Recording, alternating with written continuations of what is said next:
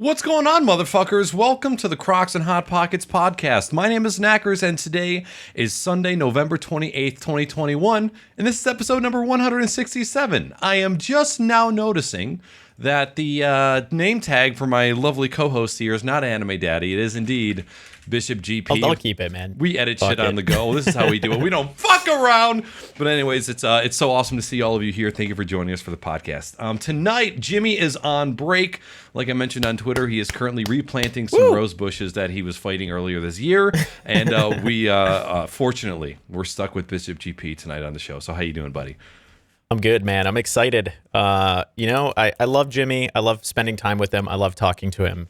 But oh my God, is this exciting? Just not having him here. It's a breath of fresh air. I just feel like I have so much leg room. It's like on a plane, we're sitting in an aisle, all three of us usually, and the middle seat is open right now because Jimmy's not there. The middle-aged seat, so to speak. We're sad that our homie isn't with us, but at the same time, there's an empty seat.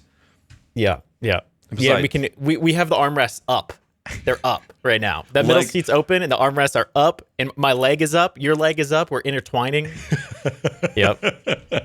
I also forgot to get today's just kind of like a crazy day. I forgot to get my NDI and OBS set up, so I'm just slowly doing that here while we're sitting here talking. Do you want to know what drives me fucking insane? Yes. Windows 10 search. Why? After 5 years. So one of the things that drives me crazy is the new EA Play browser doesn't show up in Windows 10 search if you just search for EA or Play. Oh, or Origin. Origin never showed up for me, at least. Drives me fucking up the wall. Also, Steam games. Why can't I search Steam games? Like I have Blender installed through Steam, and I can't search it in Windows Search. Maybe there's a way to enable that, though. Maybe we're just idiots. No, I've actually looked into that, and it's because just the way Steam indexes games. And then even then, it's like, even if you were to get it that way, if Steam was closed, you would have to open Steam in order to get to the game anyways. We live in a terrible world, terrible world. You know that? Do you know what exactly, first world problems. Do you know what the absolute worst thing is? Like talking about Windows indexing and searching. When you type in something, right? Let's just say you type in Chrome and it's like CHRO, okay? And you see Chrome, it's the first selection. You reach your hand over from your mouse to your enter key, or move it from like the left side of your keyboard to the enter key.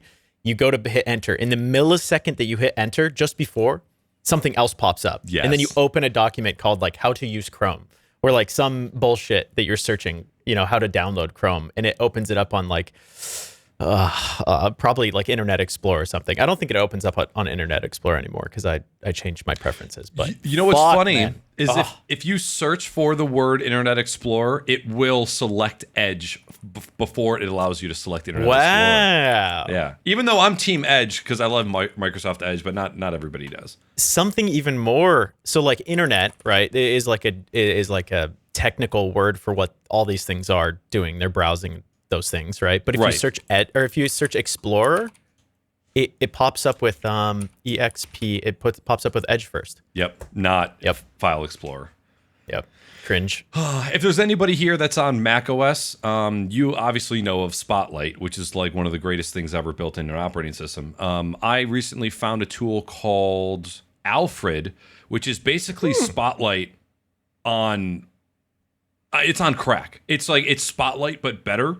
And you can type in parameters to drill down even deeper into a search to launch a certain functionality of something, which is pretty fucking cool. So if you're on Mac OS, check out Alfred. It's the tits.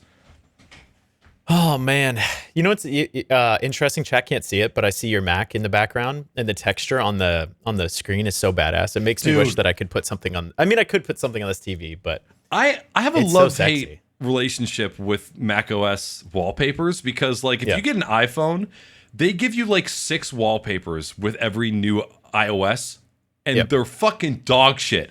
But their macOS wallpapers are fucking gorgeous. I'm like, why can't just take this and put it there? And I know that they tried to go down the dynamic wallpaper route as well, which just drains your battery like crazy. So it's like, I'm glad that you guys at least made the effort, but please, can we put just a little bit more effort into some better wallpapers? Yeah, because that shit's sexy. Chat can't see it, but they can see. I feel like actually, Knackers, in this past so obviously, like for chat, for context, Knackers and I, like we had the podcast. I had to start working on on a show for Forza Motorsports when I was working at UMG, which is why I stopped doing the podcast momentarily. At the time, I guess you had already kind of taken off on TikTok, kind of. But like, off. Yeah, like you're doing okay. And then kind of in parallel, we both did our own things, but we were both doing kind of well in our side of things, like if you could call it well. But we haven't really had like a chance to powwow. Oh, we can't say that anymore. Fuck.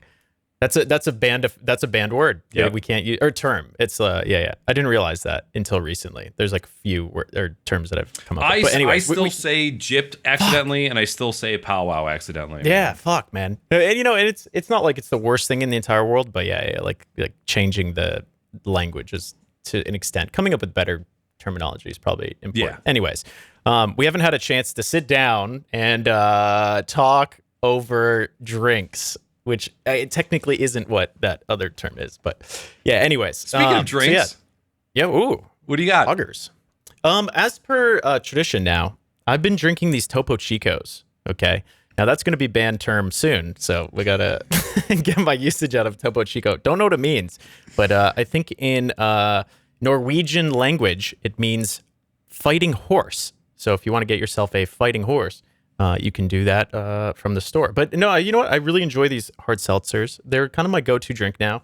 I just, it tastes like soda water, and it gets a little spicy towards the end, and it's nice. The lemon, the carbonation's nice. It's really fine, not too bubbly. Like when the bubbles are too big, it feels like a little too much. The thing that I must say, though, is that the lemon flavor is easily the very worst. It tastes like Lysol. It's absolute garbage. So why do you have them? Because it came in a value pack? Oh, yeah, the value pack, it's like one row is lemon. So I just got to get through it. I got to bust through them real quick. And then it's all like good stuff towards the end. Otherwise, if I don't drink the lemons, then I'll drink everything else. And then all that'll be left is lemon. And then there's nothing to look forward to. Yeah. So, okay. So are you knocking them out first currently? Yep. Okay. Yep. Well, technically they're one row in, so it's like, I think it's mango and then the lemon ones. So I drank one of the mango ones so I can get to the lemons. Okay. Gotcha. It's kind of like a maze. I don't take them out of the box. And then I drink all the lemons like a tea. Wait. Into the box. Yep. You put the box in the fridge? In the fridge. Just stick it right in there. Well, it's the only thing in there, man. There's like a box of eggs and some Okay, here's the thing. After the first can has been removed, you are already taking up unnecessary space in your ice box. Listen, man, you open up one flap, you open up the other flap, and then you pull the cardboard and you push all of the cans in. Yeah. That's swoop. A 500 IQ play, man. That is, God.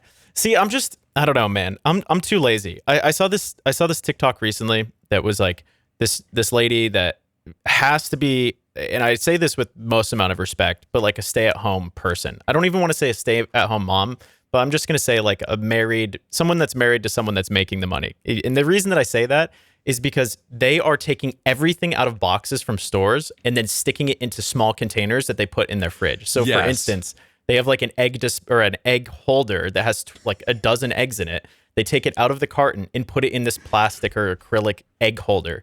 That's the exact same thing as the box. And they meticulously do this for 100 things in their house, like Tide Pods and stuff like that. Right, and they'll like take orange juice out of the original container and then put it into another container. Disgusting. It's disgusting. And you know what? Fuck them, Matt. I mean, they have lots of time on their hands, so I'm sure they're having a good time. But I don't think anyone with a full-time job with any responsibility could ever do that. And like I can't do that because I'm just ADD, and I can't focus that long. Like I get it if two of like the single liter orange juices, if you're pouring it into a single container to get rid of the two, I understand that, but they're literally like 1-to-1 size. Shit drives me crazy, man. By the way, after a half an hour, my in-ear monitors are already digging canals into my already canaled ears. So I'm gonna do a quick swippy right here. Whoop. Yeah, go ahead. And we're back. Yeah, dude, they're digging into the insides of my ears. I don't know if it's the rubber tips are just fucking old and waxy and stale, but they're hurting my sensitive ears. And also, you know what's weird is I thought after using AirPods for such a long time, the insides of my ears would become a little bit more conditioned to foreign objects, but that does not seem to be the case. Let's just we can pivot from that directly into other things that are designed by the devil himself.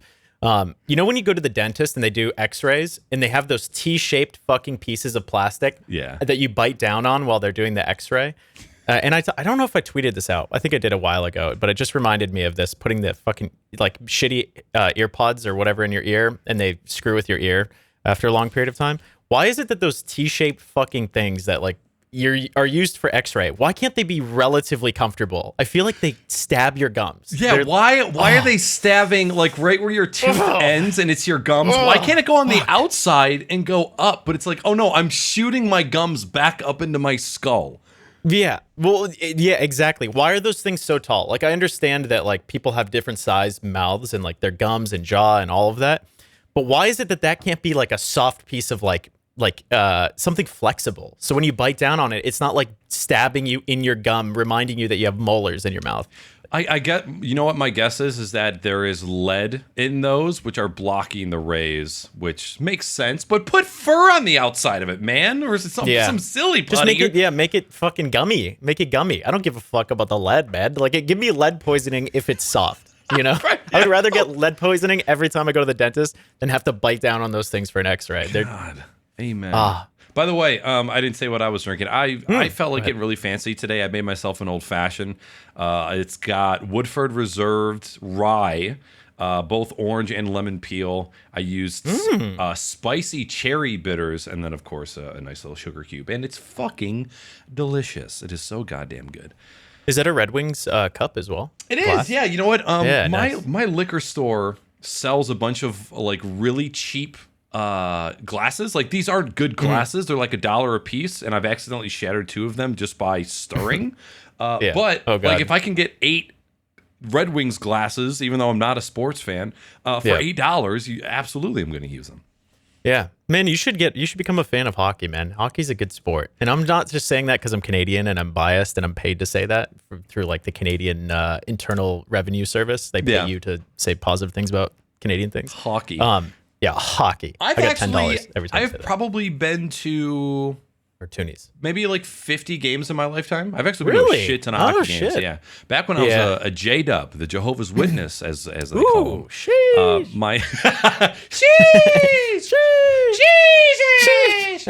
My dad had a friend who bought season tickets. He bought 4 season tickets, even though it was only him and his wife, so he could just bring people to games every other week. So we used to go all the time. I was actually, I don't know how many people know this, but in Detroit, it's very common for when the Red Wings score, people just take full squids. Or is it octopus? I can't remember what our mascot is. Who knows, man? No one's They throw it onto the ice. People smuggle dead fish in their pants, and then when they score, they throw them onto the ice. And then there's actually there's people that come out on the ice with shovels and they scoop them up and they take them off. And like, nobody's ever kicked out for it. There's like, that's just how we do in the D. Do you think when they're scanning them down, right? They're like with the wand that detects metal. They're like beep beep beep beep beep beep beep, and it's a belt buckle. It's like beep beep beep beep beep beep beep. And then the guy's like, all right, let me check it out. And he sticks his hand in the pants and he feels something gummy and dead. And suction cuppy. Like, oh my, that's quite the cock you have there, sir. It's like the octopus is still alive at this point. It starts grabbing his hand. It's like, man, I thought tentacle porn was just a myth. Right. I've seen this in a hentai before. I've never thought I'd experience it in real life. Sir, I'm gonna need you to come to the bathroom for a full pat down. Yeah. There's some interesting traditions like that in hockey, and I feel like that one's spectacular, man. That one's really good. There's another one where they throw rats on the ice, and I can't remember who it is. I think it might be Nashville that does it. Don't quote me on that. I don't really care about any other teams other than the Caps, the Sharks, and that's basically. I think the Caps is Van's team, and really? then 42s is the Sharks. Sheesh! I got the lineup, baby. Yeah, those are the fighting teams, man. Those are the teams that just beat the shit out of everybody. You know what I like about hockey is you never see a TikTok of a fist fight breaking out at a hockey game. It's always fucking NFL or baseball. I feel like hockey in general is pretty respective of the opposing side. Now, there's obvious chastising and criticism. Like if you walk into a fucking Red Wings arena with a Bruins jersey or an Avalanche jersey, you're going to get heckled a little bit. But very, very rarely is it actually people getting into physical altercations. Right. And hockey's just kind of I need to take Jess to go see her first hockey. Yeah. Yeah, I think I'm trying to think about if this is the right reason why, and I'll just say it, but I don't know if it's true because you could compare this to like a boxing match or UFC, but I think it's because there's accountability at a or at a hockey game, right? Like you go to a hockey match and you see like a bunch of like weird or normal looking guys that can just like duke each other out and grab each other's shirt and punch their lights out. And I feel like being a fan of that kind of it gives you some sort of understanding of how that works. So people don't want to get into those situations, right? Like they're like, oh, I don't want to get my lights punched out and go to the box. So I'm going to avoid that. Where like basketball is like, it's like edging of male aggression. It's just guys like, oh, I'm going to fight you. But then they like fall on the ground if they get touched. Where like hockey, there's accountability between the players. Like they'll just start beating the shit out of each other if they start screwing around. So I feel like maybe the fans are like, we'll let the team fight and let the players fight each other. And through that aggression and that adrenaline dump, being a fan, we're okay. So we don't have to fight each other. You know? Yep. That's a good. I think that's a pretty good way to put it. You're like, oh shit, is that what it's like to get your fucking lights knocked out? Oh, yeah, you see a guy just like get his teeth flying out of his mouth, and you're like, oh, I don't want that to happen to me. I don't want to. But I don't know if that's true because I'd have to check. I'm not entirely sure, but I would think that at like a UFC fight, there's probably fans fighting in the stands. Maybe. Oh yeah, I mean, have you seen some of those UFC fights where the like fans will charge the octagon and then the fighters just jump out and start beating on people randomly? Dude, fuck. I've sent you a TikTok a little while ago. I saw it. It was when I was like Raiders fans with like the eyeballs. That was the annotation that I added to it.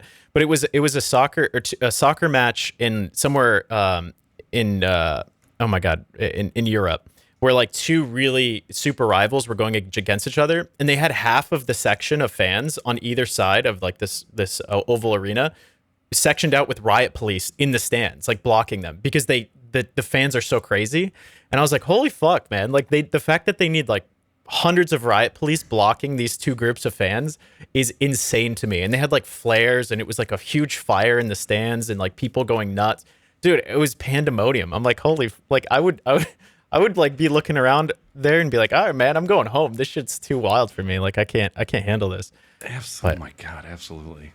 Fuck. I would rather go to a football or like a baseball game where like people are dumping drinks on each other than where there's like thousands of people ready to go to war. Like it's like a civil war that's being separated by riot shields. It's absolutely crazy. You know, now that you say that, it is very often where I see NBA players leaving the court and they are basically walking directly underneath where fans are. And it is just free reign of dumpage. Drinks, whatever they feel like throwing. I'm like, how is this not stopped yet? In 2021, we still have these like wide open areas where players are walking through, and it doesn't happen, obviously. It doesn't happen all of the time, but I see it and I question it like, okay. It's like 300, man. It's literally like 300. The Persians coming through the gates, and the Spartans are all like over top. It's like if they're shooting arrows from above, you know? Oh my God. Crazy. Yeah, it's a crazy liability. I don't know how that hasn't been stopped either, especially like I don't know if you've seen this, but there's a video of this hockey player that he was in I don't know if he was on the bench or in the box, but one of the fans like pours a drink on him from over top, and the hockey player goes over the glass and is attacking the guy in the stands. And I feel like basketball, obviously, there's like the video of Ron Artest getting pissed off and like being a madman and going after people. Dude, that happened against the Detroit Pistons. Yep. So I think like there's a rare occurrence because of the type of sport that basketball and football are, that people don't really respect the ability of like these athletes to decimate them if they do something stupid, right? And I don't know, like I've never seen a hockey fight where two guys get in a fight and then afterwards they still hate each other, you know? Like there's some accounts where that happens, but like I don't know. I'm a firm believer in letting people duke it out, getting that aggression out, and then going back to just playing the game. Get it over with. Quit like this edging bullshit is just too much, man. Like let the guys duke it out, let them fight.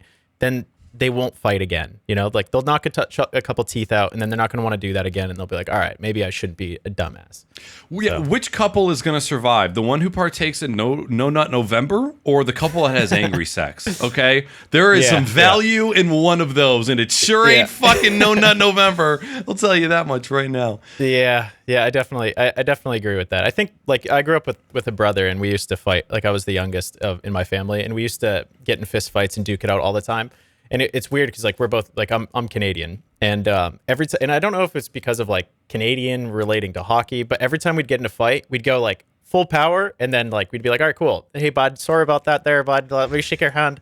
That was a good time there, eh? Oh, fuck yeah, bud. Let's play some more Xbox. And it would always come out of like we'd be fighting over like playing like NHL or NBA or some sports game, and one person would be beating the other person, and they'd still be scoring, and then one of us would like the person that's losing would look over at the other person that was winning, and if they smiled or laughed, it was fight time. Like it was, but like so like for instance, if I was fucking with my brother and I was winning, I'll mimic it.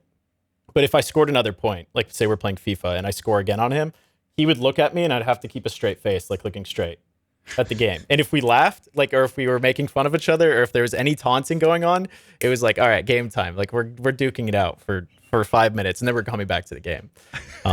So yeah, I think that's similar to hockey, just over more menial bullshit, you know, just playing video games. No, absolutely. But well, speaking of beating the shit out of each other, this is a topic that we really didn't get a chance to talk about, and I know the topic itself has been beat to death. But the reason that I wanted to bring it back up was because you have a firm history in both advertising and marketing, and especially in the gaming space. So, for those of you who are unaware, or maybe you're just not really on social media, there was a very successful, very large streamer who launched a blue light blocking makeup line. The makeup line was called Reflect, and the claim was that this makeup helped block blue light, blue ultraviolet rays from your monitor. And then they were also claiming that studies were done to show that gamers who were sitting in front of the screens for longer were victim of more skin damage or more eye damage or whatever. But they were specifically going after lotion makeup for my eyeballs. Yes, just lotion my balls. So a very interesting concept, and anybody who's kind of paying attention to the streaming space knows that every company and their mother is currently looking for a way to launch something within the gaming and streaming space to market to kids or to market to us. And correct me if I'm wrong, but I think in the past couple years, the streaming community has done a really good job outside of G Fuel at pointing out bullshit when it comes to products like this. For whatever reason, G Fuel and caffeinated sugary drinks for kids just get the pass. And when I say sugar, I mean, there's something in there that converts into sugar. It's not actual sugar. I can't remember the goddamn name of it, but it's whatever artificial sweetener they amphetamines. Use. Yes, it's all crack cocaine in G Fuel. You heard it here first. But so, there was a lot of interesting things that happened, and a lot of interesting rebuttals from this particular streamer. And so what was your initial thought when that first dropped and you first saw that information hit the internet? What was your first impression? So for full disclosure, I didn't see much of it. I saw like people complaining about it. I saw the initial launch video, but I'm so unfamiliar with makeup that I don't give a shit. Like I stay inside all day long with no sunscreen, and I've never seen the sun in my entire life. So like I'm sheltered from blue light, right? Like the thing that is a risk. I've seen blue light glasses before. We've all heard of that through gaming, and there's like conflicting opinions on whether or not they are helpful. They kind of help, how much they help. In a lot of like if we rewind 10 years, there's been so many different like gaming related products that have come up that have been total bullshit, and they have gotten called out. And like, I think with a lot of things, it takes time to figure out if those things are actually effective or if they're actually, there's a risk there. So like if blue light coming from your monitor, it might, like if this was 10 years ago, I would be like, oh, okay, this is worth exploring. But there's more data nowadays to look at, and people are much more aware of like what products do and what things actually affect them, that I feel like this was like in the world of streaming now, where we're becoming so legit, like we're becoming like a mainstream advertising world. It seems very odd that this was able to creep its way in. And we've seen some stuff pop up over the past few years where like these kind of shady companies try to market to streamers or gamers that are pre-existing, or companies that are finally realizing that gaming is a market that they can reach an audience. It just seems like there should have been more research done here. And it seems like there's a company that had a product that was effective in its own market for preventing blue light, right? Because that's a real, like UV light and blue light is a real risk to your skin outside from the sun. But it doesn't necessarily apply to the blue light coming from your screen. I actually did a little bit of research related to, I watched a video of a dermatologist that was actually going through the details of this and was basically like, hey, blue light is a risk if you're outside and you're in the sun for a long period of time, but the screens in front of your face have zero effect. Like the blue light that they're outputting has zero effect on your skin. Yep. And this claim is total bullshit. So you'd have to sit in front of the screen for like 72 hours straight to get 10% of the blue light that you would if you went outside for 15 minutes. Yeah. It wasn't the exact quote, but it was something arbitrary along those lines. Yeah, and I think that there's been a lot that has been said around this. So like I was trying to look at this because obviously we're late on the news. We're late on talking about the news. We've kind of been following it lightly, or yourself maybe a little bit more. But I was trying to think of like what is it about this that is like what is it about this that hasn't been said? And I think and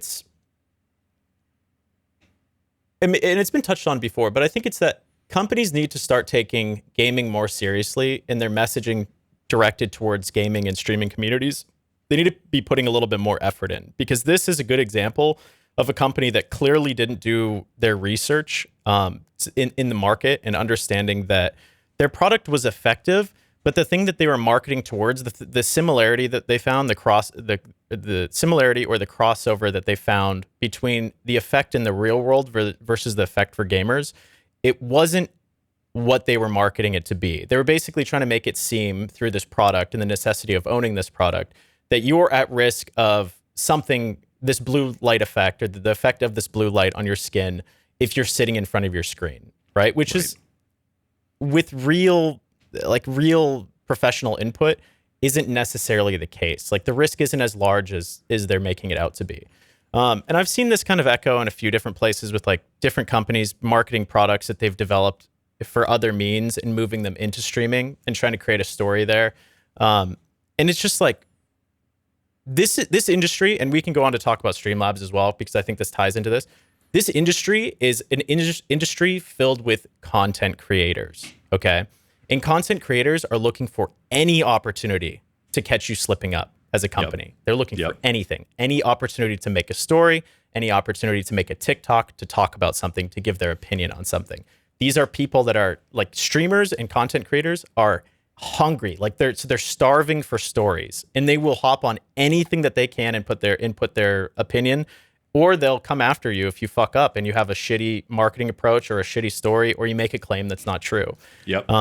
And I think that companies have to start taking this seriously, and when they're marketing to these sort of audiences of content creators, because they put themselves at a high risk of having these sort of things backfire. And you have to imagine how many people work for like this makeup company. How many people are at risk of losing their jobs, but also of destroying that company's reputation forever, right? Like that company will likely never rebound in this space. And what the biggest negative effect of that is that other companies are going to look at that and they're going to think to themselves, oh, that's risky. This industry is risky to promote and to sponsor and to put our money into. And that hurts the overall economy of content creation and streaming in general. That's a good point. Yeah. I never thought of that. It's my point. Yeah, it's a really good one. Thanks. Which is like, the thing that we're trying to stray away from most, right? Like the more advertising that looks at us, the more chance people have at making a living wage, right? Like the more that they get involved. And I don't want companies to get involved to the point where they're shilling blue light blocking makeup, right? Because I was actually really, really surprised when that first dropped to see so many people negate it. Like right out of the gate, people were like, hold on a minute.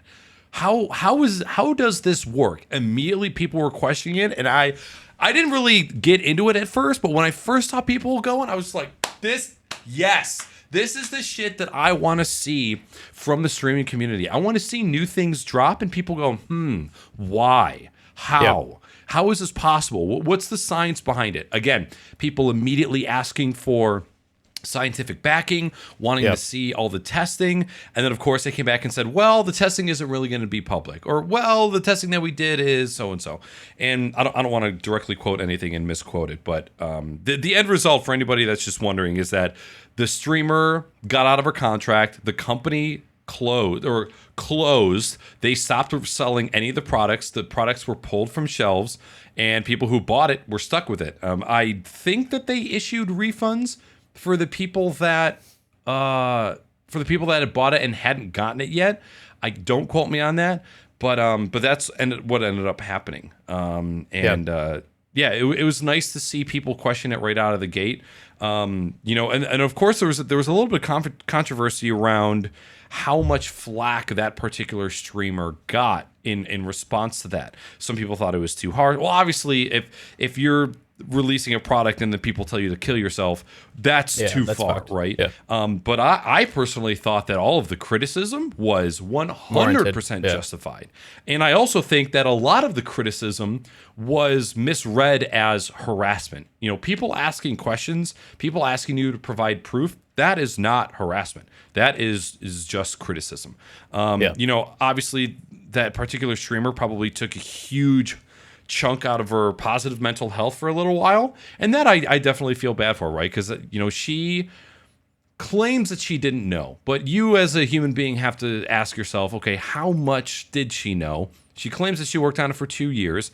Was it really that she just got brought on as a face and it was left at that? Or was she ghosted when it came to providing necessary information to show the validity of the product? No, it's all going to be speculation. Nobody's ever going to know. What you can really do is look at the track record of said person. And I think, I was thinking about this the other day. I was trying to be a little introspective at the time and think about what people thought of when they thought of me. Like when there are people in the audience who think Knackers, what do they think? Is it good? Is it bad? And then, I started going through my most recent social media and see what bald, mustache, beautiful, horny. What would people think when they saw me for the first time, right? And the goal is not to please everybody, but the goal is to see, am I portraying the person that I think that I'm portraying? Or does it look like I'm kind of wielding a caricature of myself, right? And I thought, man, this is kind of interesting because we all have a reputation of ourselves online, like the way that you interact in chat, the way that you treat your community, the way that you act in Discord calls when you're not in front of the camera, right? Like all of those things really add to somebody's perspective of you. And thankfully, I think in her case, her being Valkyrie, she had a positive reputation, right? A lot of people saying like, this isn't, it's not her track record to kind of take this out on everybody and to scam anybody out of money. And I think that's kind of the one of the coolest parts about content creation is you really have a chance to set a reputation for yourself. And a lot of times that reputation can come back to save you when you might have misstepped. And I think in this case, the community was pretty forgiving of her, which was good to see. Yeah, and I think it's something I've learned while I've been at Twitch is that my perspective of things is different than the perspective of a majority of people. Okay, and so I'll kind of dive into what that means. So like my perspective as a content creator that has a plethora of professional experience in the space, I have a much stronger opinion of why this went wrong or like why it shouldn't have gone wrong rather. But at the same time, we have to look at streamers and we have to look at content creators and realize that these people aren't experienced professionals. These people are people that have gotten lucky. They are people that have created content, told their stories that people like, that for whatever reason, whether it's the videos or the content or the streams that they're doing. They like their personality. They like spending time with them, whatever it is. These people aren't marketing professionals, right? I think if I looked at every streamer, I could probably name like 4 or 5 that I think are doing a good job or that seem knowledgeable on things outside of the realm of what they're doing. Like content creation is already so super complicated. Knowing the business behind marketing and selling products is a whole different beast, right? So like with that being said, like I don't think Valkyrie, like I think Valkyrie is extremely smart. I think she's got great content, along with 90% of the other massive content creators and streamers. But I can't have the expectation of these people to also have as deep of an understanding of products and marketing and positioning a product, understanding a product, being able to discern whether or not a product is legit or not. Like for all that I know, and I don't want to use this as an exact example, but there's also potential that these people are just naive. They just don't know. They're unaware of what these products or companies are doing to utilize their platform to sell to their audience, right? So I think if anything, streamers just have to be way more cautious of what companies they're willing to work with and really hold their thing that is truly valuable, which is their community, hold it tight to their chest and don't just sell out because you can make $1 million here or there, right? Like $1 million is great, but there's more potential holding that community, selling to things that you actually believe in, that you'll actually use, that you understand, than there is to selling to something that you think will work because you saw another influencer sell something similar, right? What product would you partner with right now? The only one that I have. The only one that I have. Okay, so before we transition to that, because I want to talk about Streamlabs too. Yeah. But the other thing I wanted to bring up related to this, because you brought up a good point related to how the community reacted, right? Like they were asking for like scientific proof. They're asking for data to prove that this was the case. And I think that, and I put a note into our podcast notes for this, but I think that this podcast it's really helped, I think myself and probably you and a few other people that have been on this podcast take time to dive into what they actually feel. Like there's 2 parts of us when we see something happen. There's the immediate reaction where like, if you were like, hey, Streamlabs stole OBS's name, I'd be like, what fucking pieces of garbage, what like shitty business practices, whatever. That would be my immediate reaction. Everyone has this immediate reaction. They jump to a conclusion where they say, fuck this person or fuck this company or fuck this product immediately. And then what we do on the podcast is that we take the opportunity to actually dive into why we feel like that. Like, why is it that we feel like that? Why is it that matters? And then we toss around ideas from different perspectives to be able to solve that. But I think this blue light makeup thing was something that I wish we could, as a community, start doing more often, right? Like rewind back to Elgato's sound panels that they came out with. My immediate reaction on this podcast was, bunch of morons. Like, or not morons, but like, this is a useless product. They're selling it for an extreme amount of value. Does it actually do what it's willing to do? And we had to get into the conversation of diving into that. But my immediate reaction was, wow, what a scam, what a waste of money. Yeah. And I think what we have to do as a community is start looking at products, because we're such a fragile community too. People will parrot every piece of information and start buying products if their favorite streamer buys them. There's a high amount of risk of shit products actually being surfaced and beating out products that have more features or are more relevant to this industry. But in the comparison, looking back at Elgato's sound panels, immediate reaction should have been, hey, let's prove that these things actually work. What do they do? What is the sound? And this is what you were saying the whole time. And this is what we got to. But it's like, let's see the evidence and the proof of how this works and put it on the company first. Because I think the difference here is that your immediate reaction, mine, I already put mine out there. Mine was like, I was just being an asshole and being like, oh, this is trash. Your immediate one was at people like me to be like, hey, until I see proof, like your opinion is invalid because there's no proof to prove what you're saying. Yeah. As a community, we need to take what you're saying and direct it at Elgato instead of directing my opinion at Elgato, right? And be like, hey, you guys need to prove this so we can see who's right here. And why do you think they didn't? Why do you think out of the gate they didn't have these were great for the everyday person, and then here's the scientific backing that make it awesome? So with the Elgato specifically? Yeah, just the Elgato sound panel. So I think, I'm not entirely sure. I can't really speak for them, but here's your hoodie's what very sexy. Huh? Your hoodie is very sexy, by the way. Oh, thank you. I got the new one. I didn't even realize it was Twitch hoodie. The new Twitch merch. It's pretty sweet. I got the pants too. They have a pink one. You have to buy the pink one. Are they joggers? Yeah. Do you want me to go get them? Yeah, they're joggers. They're sick. Take your pants off right now and show No, me. I'm wearing jeans right now, but I can go get the pants and bring them. No. I know. Jess is a sucker for the bleach tie dye ish stuff. Yeah. They came out with a pink one. Go look on their on the Amazon store. There's a pink one. Yeah, it's super we badass. were sitting down at dinner today, and I was looking down at my pants, and I realized that I had Twitch joggers, a Twitch hoodie, and a Twitch hat on. I'm like, that's me oh my all day, god, man. I'm a fucking shill. But their merch is great. Dude, their merch is fucking great. The new Twitch merch is amazing. It's such high quality. It's expensive, but it's worth the money. Like I have 4 Twitch hoodies now. They're fucking incredible. Like their new like streetwear stuff. Like rewind to when you and I. Well, you've been around Twitch a little longer than me, but when I started streaming, their merch was trash, like garbage, hot garbage, the worst stuff that I've ever seen. Today, I'm a huge fan of Twitch merch. Like I'll buy it the second it drops because I know the quality is going to be there. Yep. Oh my god, this is like a peach salmon-y color. I was going to buy the whole jumpsuit, but this the moon color has a long sleeve. There's a long sleeve shirt that also goes with it. So the salmon one didn't have it, which is what made me buy this. I bought all 3 pieces. Weenie, pick one more out for Christmas, and I'll get you whatever you want. I think there's 20% off if you buy 2 pieces. Look on Amazon when you're checking out. There's like a link to add that to your thing. Oh, they got some fat ass Twitch sweatpants. Yeah, dude, the sweatpants are nice, man. I would go with them. Yeah, I have 4 Twitch hoodies.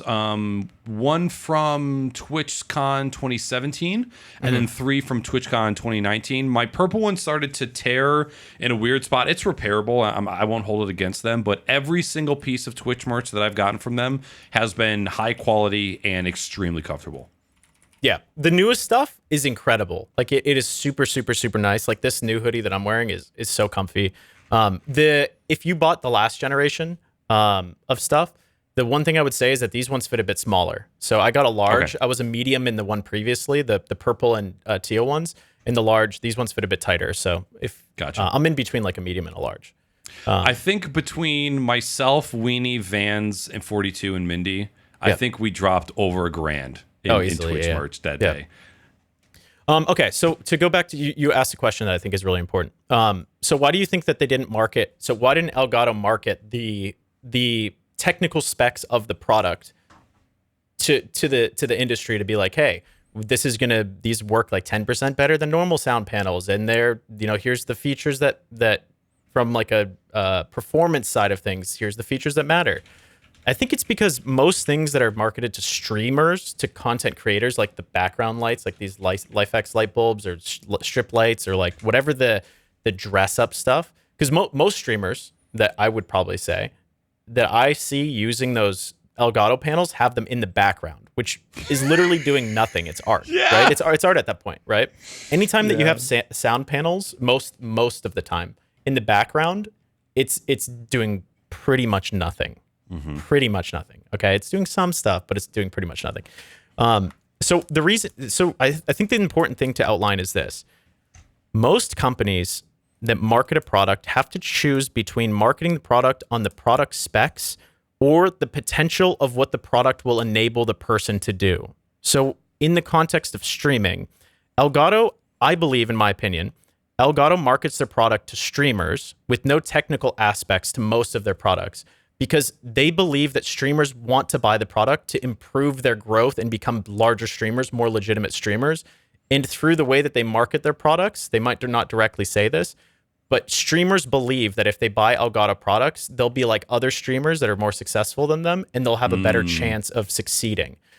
This is something that I realized when I worked at Replay XD, which was if you look them up, they're like a lipstick-shaped action camera, like a GoPro, and we were competing with GoPro, and we were regularly looking at, like when I joined the team, they were marketing based on product specs, like the aluminum housing, the aerodynamics of the product for people in motorsports, stuff like that, and compare that to GoPro. GoPro doesn't give a fuck about their product specs. It's very, very few or rare that GoPro actually talks about their product specs, like the details, the specific details of, like, they'll talk about resolution and stuff like that, but they won't talk about like what processor. I think nowadays they start to do that. But what I'm trying to outline is that they'll say, hey, your video, the new GoPro will make your shots even smoother. They don't say, hey, with our new gimbal actuation software that we built into the thing, you're going to have 25% smoother frame, right? All that they care about, all that the viewer cares about, or the person that's consuming, is what that's going to allow them to do, right? So the technical specs for guys like us, we give a shit. For most people, they don't give a shit. So like going back to Elgato, streamers don't care about what the product is capable of or how much better it is than other products. They care about what the product will enable them to do on their streams, or whether or not the product's going to help them grow. So like looking at the sound panels, they don't need to talk about that because people are going to buy them anyways because they look better than normal sound panels. They know that other streamers use sound panels, and it doesn't matter if they work or not because all that they care about is having the thing that other streamers have. Right. Most people. Now, you and I don't agree with that. I personally don't agree with that. I give a fuck about is specs. Like I'm looking at like the breakdown, the percentages, comparing it to the last generation. Like for instance, if you look at the last generation of GoPro to this generation of GoPro, there's not very much difference, but they still market it as smoother, better, higher quality video. More smoother. Yeah. So yeah, it's a Steve Jobs thing where it's like, don't market a product for what it's capable of, market a product for what it enables you to do. If that makes sense. And I think that that's what Elgato's doing. But I think it's because our audience, the people that buy those products, don't care about specs, sadly. Yeah, and as a techie, and you know this, that does frustrate me a little bit because right now. you don't have to be like the technical aspect of the marketing doesn't need to be at the forefront, but just maybe a little asterisk at the bottom, like, hey, for those of you that want to know the technical details, here's the testing we did, and that would suffice for the majority of us. And it would also silence the people that just think that everything that Elgato comes out with is dog shit. Because I mean, historically, the green screen's awesome. Their face cam is awesome. Their microphone is awesome. The stream deck, like historically, all of their products have been amazing. But maybe there's a part of that community that just can't be silenced at the end of the day, right? You're always going to have those people that come out and, there's still people to this day that say that the Go XLR is a piece of junk. Even though to this day, there still has not been a product that has come out and done it better for cheaper. I didn't say anything. I didn't say anything either. And how long has it been? It's been 2 years almost since the original. I think it's been over 2 years. The other, like, looking at, we were talking about the blue light makeup stuff and companies marketing products or building products for an industry. If you look at the professional sound industry, they've done a dog shit job of marketing to streamers and content creators, right? They have done a terrible job of understanding the need of streamers and building products or pivoting the products they already have to enable streamers to do what they need to do, right? Like even look at great companies like Rode or like is it Rode that makes that deck, the podcast deck? Yes. Yep. Yeah. That's a great product for podcasting, but it sucks for streaming, in my opinion. For the things that I want from it, I can't get those from it. And I think that's like, I told you on the at the end of the last podcast that we did that I had a talk with John, your buddy, right? Kick Tripod. And I think he is one of the few people in streaming and content creation that has the capability to build great products from the perspective of a product manufacturer and from the perspective of someone that will use that hardware. And a great example of that is the Go XLR. The things that it is able to do that other products aren't able to do far outweigh the benefits of spending more money on other products, if that makes sense. Or trying to build one yourself. Because there's like little nuanced things that streamers need. Streamers have like a very perspective desire and demand for like hearing the audio from their microphone that's looped back from their streaming PC, or hearing Discord coming from their streaming PC in their headset of the same device. There's nowhere else in any industry where that's needed without like a massive audio table, right? Or and like also the quality of that audio, of the return audio, right? So there's a lot of stuff that like I wish that these companies would take the time to understand what the need is the demand and of this industry, and then build products for them. But I feel like they start by being like, hey, there's an opportunity here, and they don't actually think about the nuances that streamers need. And I don't know if that's because streamers are bad at disseminating. Is that the term? Deciphering? Like identifying what they need, like communicating it to companies, right? Like this is something I've been doing for years, but I feel like companies from the outside coming in, they're getting bad information, or they're just taking a dumb stab at things and hoping for their best. Bishop, my Discord on my streaming PC is fucking up again. You want to restart? I'm just gonna get you over into my gaming PC, but I just need to plug my headphones into my mixer. Ugh. All right, I'm gonna use the bathroom. Yeah, real quick. Go for it. I love you. I love you. I'll be back. Chat, Bye, chat. Sorry. I don't know what the fucking deal is. This is why Go XLRs are amazing products, is because of this. This particular tech support is the worst thing about Bishop, don't go anywhere. Hold on. Bishop! Penis. Can you hear me? Testing 1 2. Okay, I can hear you. And I think Chat can hear you too. Yeah. No, I can't hear you. You can't hear me? No, I can't hear you. Maybe in Discord. Oh fuck! It's because it's my. Hold on. I might have to have you listen to my Zoom while I listen to your Discord. Wait, can you guys hear him? They can. I'll just hear you on delay through this stream. No, God, no. Hold on.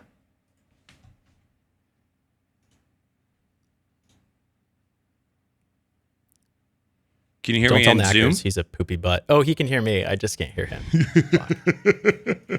Hold on. Turn on audio in your Zoom. Join audio computer. Wait, say something? Check. Oh, I can hear you. You can hear me now. Where's that from? Zoom. Wait. Now I can't hear you. You can't hear me now? Monka. Chad, am I loud on the stream? No, you're actually. Well, actually, you might be. I can't hear you. No, you're good. I can't hear you. Turn on your Zoom. I feel like I'm blown out. Oh, how about now? Yeah, I can hear you. Dude, Zoom muted itself. I don't know how. Okay, shit, so you're gonna have to hear me through Zoom, but I'm gonna hear you through Discord. Yeah, this is a good setup. Now you're free to pee. All right, quick little pee break. I'll be right back. Yeah. Oh, also, can I just say real quick? I bought the Logitech chair, the Herman Miller one. It is a really nice chair, but it squeaks a lot. There's a lot of sound, and I fucking hate that. That does. Oh, that is the Logitech. Is that the Herman Miller? Yes. Chat. I don't know what's going on. Discord on my streaming PC gets super crackly and pixelated, and I don't know why. Hardware acceleration is off. I've already uninstalled and reinstalled Discord. I don't know if it's because NDI is hogging network bandwidth by sending, the video from one PC to the other. I don't know. It's only my streaming PC, and unfortunately, while I'm using this beautiful mic and this beautiful Beacon microphone, I have to use Discord on my streaming PC. But now I might just have to do this thing where they hear me on one and I'm listening on the other. Anyways, god damn it, chat. Don't ever stream. It's not worth it. You will bury yourself in technological difficulties and you just want to fucking God, just dig out your fucking heart. Chairs. Dude, you know what? You know what chair has been amazing? This one right here. Human Scale Freedom Headrest. It's only $1,400, but it is an amazing chair. My first one did break. But they sent me out a brand new chair a year later at no cost to me. The only thing I had to figure out was how to take the chair apart once I had built it, and that was a chore. I actually almost broke my own finger trying to do it. And there he goes. Dude, Bishop's working at Twitch for like 2 months. He's got a Twitch pillow in the background. He's got a Twitch hoodie on. By the way, in case you're listening and you didn't see it in chat, there is currently a 20% off coupon. Da-na-na-na. Those look great. Yeah, they're nice, man. And they match. Yeah, I look like a moon man. I look like if I laid on the moon, I'd be disguised. But yeah, on Amazon, if you use Twitch BF Bravo Frank 20, Twitch Bravo Frank 20, you can get 20% off any Twitch merch until tomorrow. So Go and get. Shit! I'm probably gonna have to buy some of those joggers because I'm in a jogger phase right now, my friend. Yeah, I think you would look good in the pink jumpsuit. Honestly, buy the whole pink one. That's $100. I'll buy the hoodie for you. Done deal for Christmas. Then what do I gotta get you for Christmas? Something worth $50. You know what? What did you buy for Black Friday, Cyber Monday? Even though it's not Monday yet. I need a drum roll. I'm probably not going to hear the drum roll, but hey! Samsung Evo 972 terabyte plus. Classic. Big poggies. Dude, guess how much? Just guess. 70. Wait. What size is it? 2 terabyte. 110. Fuck, man. You don't remember? $200. Was it? Wait a minute. No, yeah. Okay, so these used to be 600. The 3500 megabyte, they were marked down from 600. Now, if it was Amazon, they could have marked it up to mark it down, and I got skazammed. Maybe it was maybe I'm getting my 500 terabyte my 500 gig and 1 terabyte models mixed up. But I thought I saw 1 terabyte NVMe for 110 recently. Yeah, they may have marked those down too. So I looked at my purchase history. I bought at the beginning of this year. I bought a 1 terabyte for $200 from Amazon, which was the 970 Evo. So I got this one because I need a little bit more storage on my PC. It was marked down. I got skazammed. Do you want to talk about just briefly, like, can we stop the whole marking things up just to mark them down? Okay, like, just tell me what the price is and mark it down when it's on sale. I don't want to have to fucking decode some myth about like what your pricing was and what it was initially launched at. I want to know how much I'm saving today versus yesterday. Three words. Camel. Install the camel browser extension. It shows you the history of the pricing of that product over whatever window of time you want, and you'll get a more. Okay, so it's $100 for a 1 terabyte. I think for a 500 gig, it was $70, which is the cheapest that I've seen like ever. So 2 terabyte. Wait, how much for one? For 100. 100. Yeah. Okay. So you were on the money. Down? Is that marked down at 100? Marked down from 140. Got it. Okay. Yeah, when I was looking at it, I think that the 970 Evo Plus used to be like 500. I could have said the wrong number. I'm going to send you a picture on Discord, by the way. I wish I could show chat, but I saved it from my phone because I thought it was fucking hilarious. Is it a penis? It's my caucus. My streptococcus? It's the streptococcus. Oh, you know what? I can't remember. Did you tweet this out? No, I saw it on Twitter. Maybe you liked it. I might have. I saw it on Twitter and I saved it. It's basically for chat or any listeners because we're scummy podcasters that have secrets.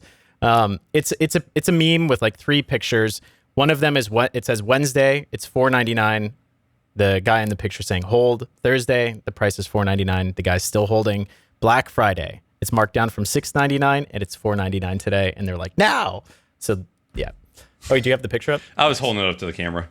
Yeah, it's really funny. But that's what I'm talking about. Like Steam does this. They need we need to talk to AOC or someone that will actually talk to us and be like, because the rest of the politicians won't talk to us. But if we're like, hey, can we get some laws in place where people can't mark things down? Like I know that I think it's relatively already illegal. I'm pretty sure. Yeah. But can we make this more illegal, like punishable by having to play Battlefield for like 4 hours? Battlefield, man. What a shit show dumpster fuck. I got the game for free and I'm sad. That's how sad I am. You know what? I saw a post on Reddit earlier today. It said Battlefield 2042 was developed to release as a battle royale but changed at the last minute. You can't change my mind. And I'm like, oh my fucking god. That makes sense. So much sense. Did you read my review on Steam? I did. You sent it to me in Discord. Yeah, I sent it to you on Discord. I updated it a little bit. But my opinion is that Battlefield is a cinematic for 5 players in the game that are in vehicles. And the rest of us, we are just pawns on the field of battle shooting paintball guns. Okay? It's just... I had a pretty strong opinion before, and we just talked about how we have like our immediate reactionary opinion and then actually considering things and figuring out why we dislike them. That's what this podcast is, and that's what life should be for everyone, is like figuring out why they dislike things or like them instead of just having an immediate opinion. But fuck that game, man. That game is trash. That game is hot garbage. Anyone that defends Battlefield, the newest one, as a good game is lying to themselves. They are lying to themselves, and they're being trapped like a toe lock by the $90 that they spent to play the open beta. If they say that it is a good game, they are just wrong, just inherently wrong. And I'll give you reasons why. The maps are poorly designed. The locations of the maps are poorly designed. As an infantry unit, you feel like you're completely fucking useless. Yes. If you have a long or medium, anything outside of a short range gunfight, you feel like you are standing on one side of a roulette table with someone next to you, only people at the table. You're betting on black, they're betting on red, and the ball is spinning. That's all that's happening. You never die and say, wow, that guy's a better player than me. You always die and look at it and you're like, fuck, he got lucky that time. Or you're annoyed with the game because you didn't hit enough shots. I said in my review, if you look at it on Steam, that there is, in a gunfight, you're pixel fucking. You're looking at the LED diodes, the single amounts of LED diodes, and trying to figure out how far off the center you are from shooting the person that you're fighting with. Yep. Now, I have to give Battlefield a little credit here, because with their recent update, they fixed some of the problems, but a majority of the problems still remain. One of the main ones, going back to my original point, is the map designs are fucking terrible. They are so bad. They might be the worst maps that have ever been designed in a Battlefield, and that's also considering Metro. Okay, I'm actually considering Metro in that opinion. There's a map where you're in the desert. I think it's called Clockwork or something like that, where at the end of the game, or if you're playing not Conquest, what's the other game mode? Not Rush. Hazard. No, not Hazard. The other one. It's Conquest, and where you're pushing, and there's two objectives to capture. So you have to like continue to Domination? capture. It kind of like that. I think it was previously called Rush. It has a different name. Anyways, okay. Someone in chat will know, or you guys at home will know. But there's one on this map, on this Clockwork map. You have two buildings, okay, in the middle of a desert, at the edge of the desert, probably in Dubai or something. And one team has to take elevators. It's the only way to get to the top unless you use vehicles. You have to take 4 elevators in each building. I think there might be 6. 4 in each building, we'll just say that. They have to take those up to the top. Now, the defending team can spawn vehicles on the roof of these buildings and hold the elevator shaft. So I've never, ever seen a team on attack win on this map. It is a fucking terrible design. And you feel like half the team, or sorry, your team, if you're on defense, is on the top of these buildings. Their team is at the base of these buildings. And all it is vehicular warfare until something happens. If you go and you jump from the top down because you want to get in a gunfight, you get blasted by 60 players that are all sitting at the base of the building. If you take the elevator down, you die. If you take the elevator up, you die. It's a total shit show. There's another map, which is a snow map, where one side spawns on top of like an ice glacier, and they have to drive down to all the objectives down off of cliffs, by the way, or they have to go through a narrow crevasse in the what do you call it? Glacier. Okay? Glacier, yep. And their team can spawn with helicopters in either mode. They can spawn with helicopters and decimate everybody that's running up that field of battle. Not only that, but there's 4 objectives that are close to the other team and only 2 that are close to you on the team that's starting on the top of the glacier. Even worse is the game mode, the rush game mode, or whatever it's called, where you have to progress by capturing 2 objectives at a time. The very final objective on defense, okay? You've already had a shit time because you're just getting rushed, you go out of bounds, all this bullshit. The final objective is this oil rig, okay? The oil rig, once the enemy gets anywhere near it, your team starts to spawn, okay? The enemy team's facing the oil rig. Your team spawns on the ice, where this oil rig is, on the ice in the middle of the open. Yep. Players just spawn in the open, on the right side, not behind it, not behind cover, nothing. Enemy team can just kill you on sight as soon as you spawn. Yeah, they camp vehicles on the outside and they just shoot as infantry is spawning. Yeah, it is probably the worst map design I've ever seen in any game. And it tells me that at DICE, EA, whatever you want to call it at this point, I call it dog shit, okay? They took Battlefield 3 or Battlefield 4, whatever one. They showed it to a team of people that don't care about anything except for how much money they're making. And they said, hey, make this game. And they made it. Like, they made it in Unreal Engine 5. It's almost like an Unreal Engine 5 demo of Battlefield 4. And Unreal, indeed. It's unreal how bad it is. So that's my review. 0. I would give it realistically like a 3 out of 10. Yeah. If that. And the only reason that I would give it any value is because of the things that have carried over from past games. And that's it. Like, right. The nostalgia from the previous, like, oh, I have faint memories of a good game. Yeah, Weenie, myself, 42, and Vance have all played it. I want to say that I probably put a total of 10 hours into it. And there were a lot of moments where I had fun. You know, like you hit the tornado for the first couple times, or you just have a general good game. So for, just to give a little bit of perspective, we were playing Call of Duty Cold War last night, which is something that I've been playing pretty often. And I'm not a Call of Duty fan. This is the first Call of Duty game that I've ever liked. And I'm able to go 50 and 20, 40 and 20, 40 and 30, right? I'm able to hold my own and be positive. I think my overall KD is 1.9, which is decent for a 31-year-old balding blind man. And when I play Battlefield, Jehovah's Witness. Yeah, right. Jehovah's Witness in the crib. I cannot hold my own playing Battlefield because of how inconsistent and how vehicle heavy it is. Now, all Battlefield games have always been vehicle heavy. However, in Battlefield 4, you could actively run to points and cap them as infantry with tanks being around because you actually felt like you had some firepower. And you also had the ammo to back it up if you happen to miss one shot, right? I saw a couple conversations on Twitter claiming that infantry were overpowered compared to vehicles. And I'm like, what fucking world are you living in? What? Yes. Someone said that? Yes. Now, granted. Oh my God. One person was making note of the anti-material sniper rifle that can like decimate you. Yeah, okay, fine.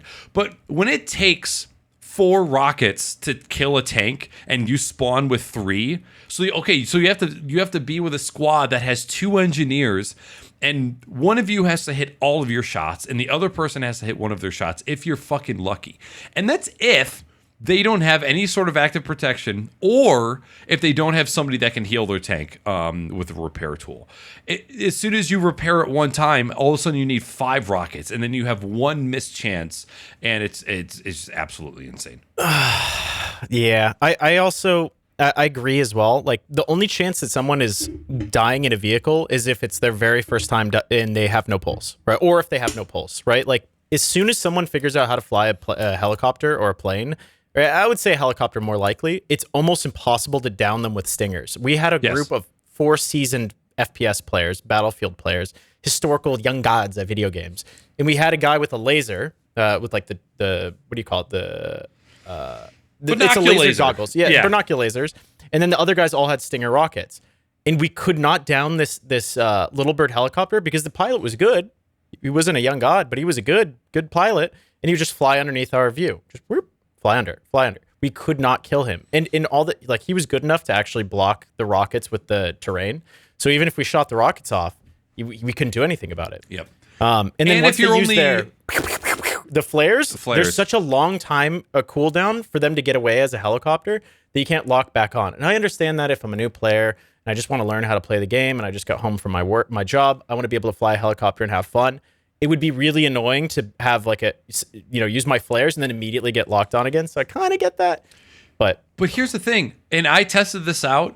If you're a single person with a Stinger, they rejuvenate flares in the time that you reload.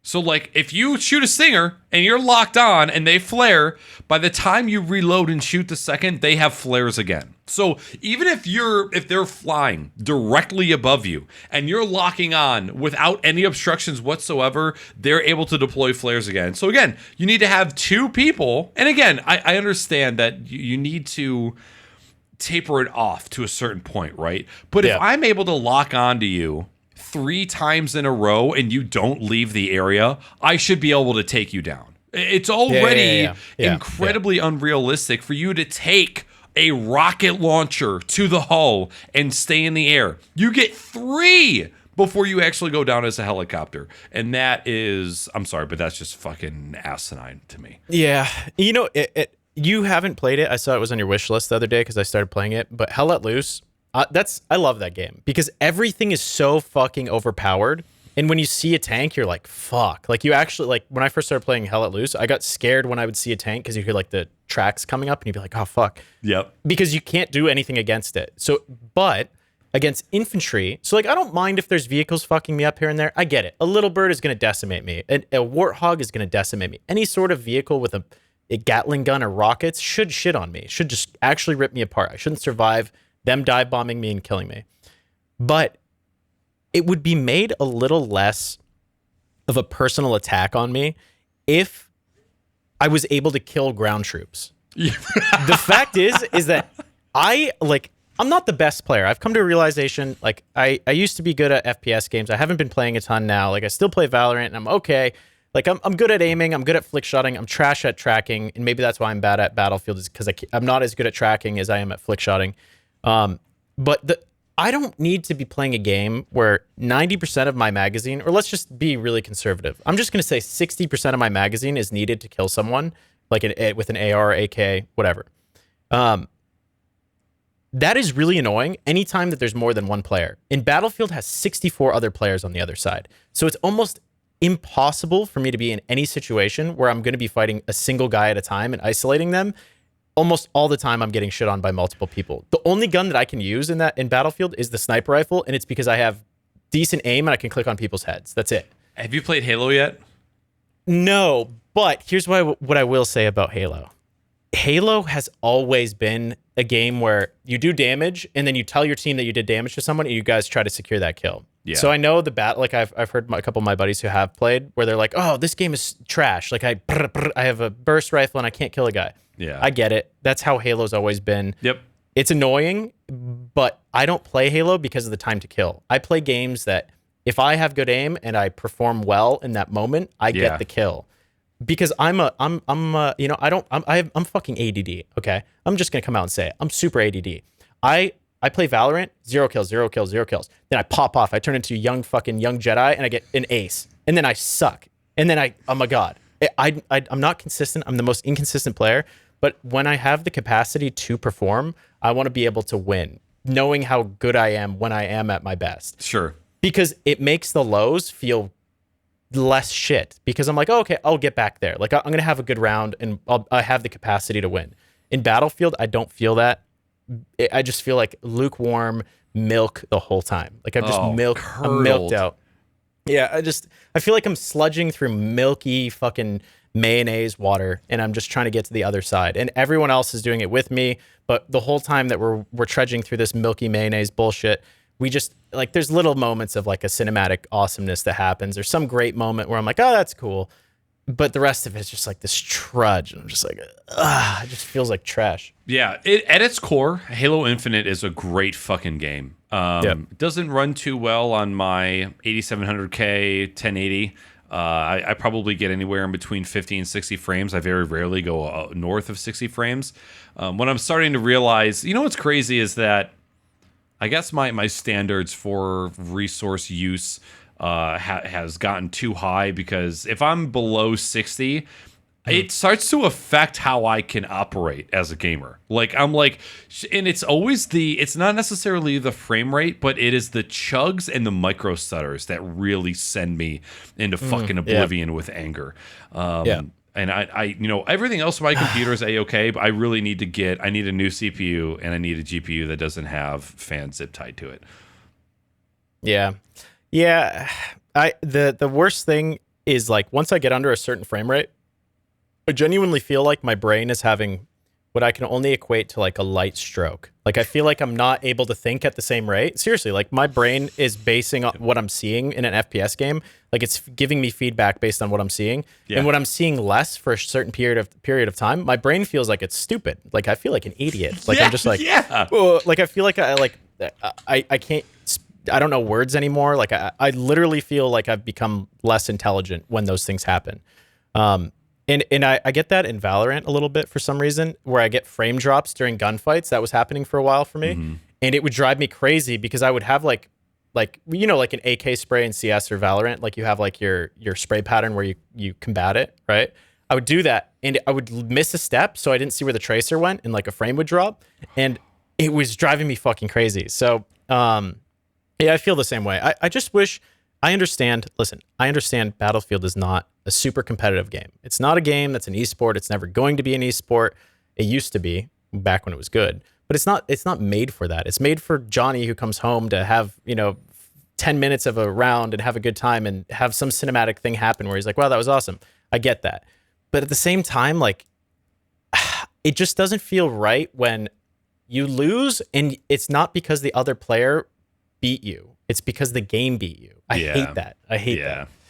Because you can never improve as a player. You can never look forward to getting better. You just, you're like, oh, fuck. I'm okay with the fact that this game sucks and this game's taking my skill away from me. So I could go on for like 6 months about Battlefield and how it just lukewarm and blech. Are you even gonna give it a chance in 6 months, just like to see where it's at, or are you just like you're just kind of sold that this isn't gonna recover? So what's crazy is I've bought every single Battlefield in the past 5 Battlefields, and they've always been like this, where this exact thing has happened. After Battlefield, what was the first one with Metro? Was that 3, and then 4 came out? I played 3. Battlefield 4 quite a bit, and then after that, this exact same thing happens where shit sucks, and then I'm like, okay, I'll wait for some time. This will get better. But every time I go back to Battlefield, even after like 6 months of them developing, it's still similarly shit. And I'm just kind of like, And then people have gotten good at shit, and my skill gap is just absurd. And I'm like, I don't really want to get good at shit, and then just so then I can compete with guys that are gods at shitty shit in order to have a shitty experience that I'm going to complain about anyways. So hopefully there's something redeemable, like Portal. I played a few hardcore game modes inside of Portal. Yeah. Actually really good. There's a game in there that's fun, man. But the base game currently, I'm like, I can't be fucked. Like, I will not waste my time. What's the map that came out in Battlefield 4 that was like the the Metro clone? It was like another long map that had a string of points all in a line and basically 2 massive choke points on the opposing and defending side of the map. There was Operation Metro, and then was it Second Assault?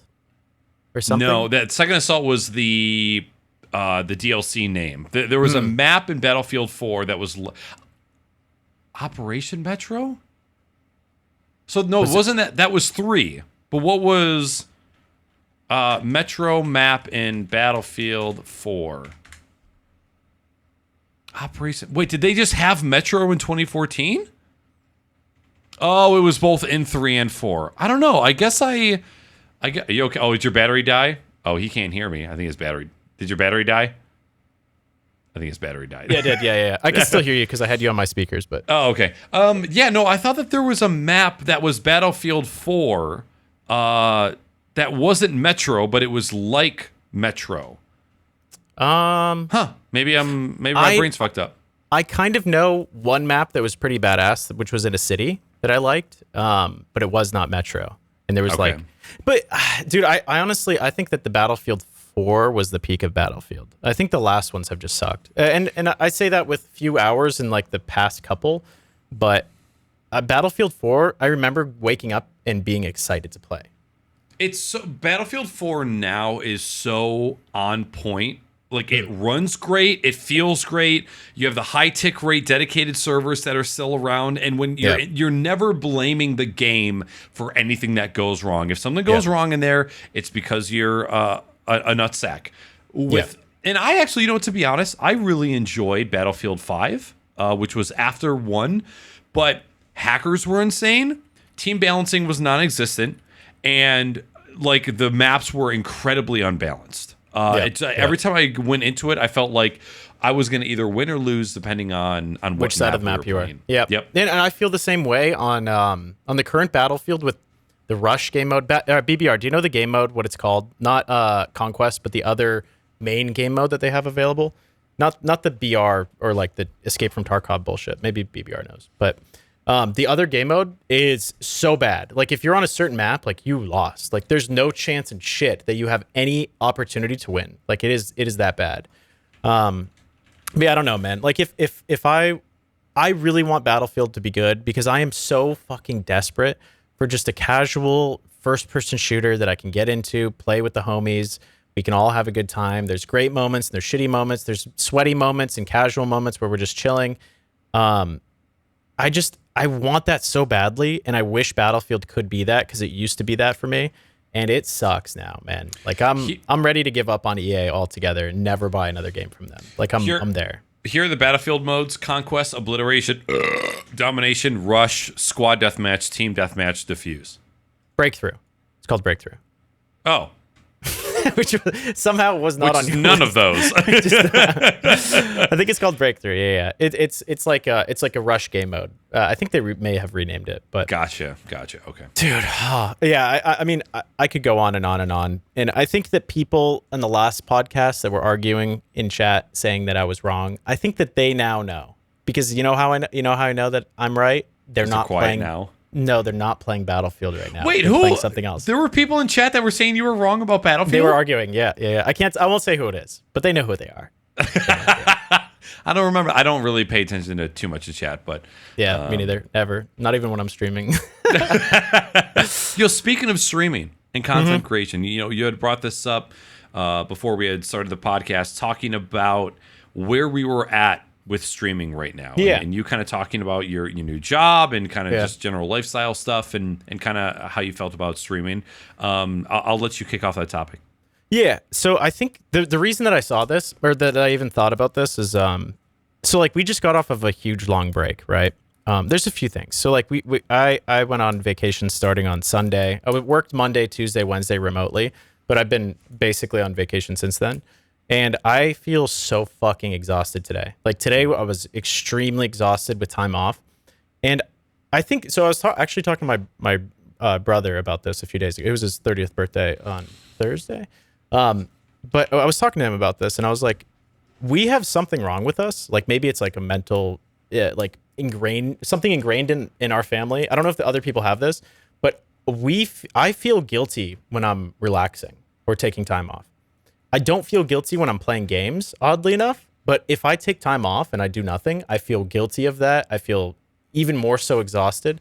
I feel at my best when I'm working 24/7. And that's like I went on when I was in Vegas for the Twitch event. I stayed an extra day to relax at the pool, and this was a Sunday, and I felt guilty for laying at the pool. I was like, I wanted to leave. I was like, I don't belong here. Like I'm just sitting here, and it's very odd because I'm hyper aware of these thoughts. And I was like, fuck, like I don't want to be here. I want to be here. I want to be doing something else. Like this is just, I feel like I'm wasting my time sitting in the sun in front of water. Yeah. Now answer me this: was it? You were okay for a couple hours and you were laying there soaking in the vitamin D, and then all of a sudden you're like, wait a minute. 10 minutes. 10 minutes max. Like as soon as I got my shirt off, I was sitting in the water. Like I was sitting in the water on like a chaise lounge type thing that was in the water. Oh, those are amazing. Yeah, super nice. It's super nice, right? But I couldn't relax, and I don't know what it is. And like I don't know if it's because my dad is he's still working to this day, works in tech as well. He's a super hard worker, and it has always been like wake up, starts working, goes to sleep is when he ends working. And then he wakes up in the middle of the night to continue working. I don't know if that's why, but I don't know if like chat, if you guys feel the same way. I feel guilty taking any time off, and I feel like I'm in the wrong place whenever I'm like experiencing touristy bullshit. Like I'm just like, I don't want to be here. I want to be working. Answer me this. Do you think that feeling is just a core, is the core infrastructure of your being, or do you feel like you have been reprogrammed because of capitalism to be that way? I don't know. I think that my source of feeling good, the best I ever feel is when I achieve things, like when I do things well. I don't think it's necessarily capitalism, because I'm not benefiting from a lot of the things that I end up doing. Like I'm creating like a small like animation project or like a small design or something like that. I get the best feeling from completing those things than I do if I go and buy myself something, or if I go and like relax or something like that. So I don't know if it's related to capitalism, or if it's just because the metric for feeling awesome is getting a positive result from doing something that I should do, if that makes sense.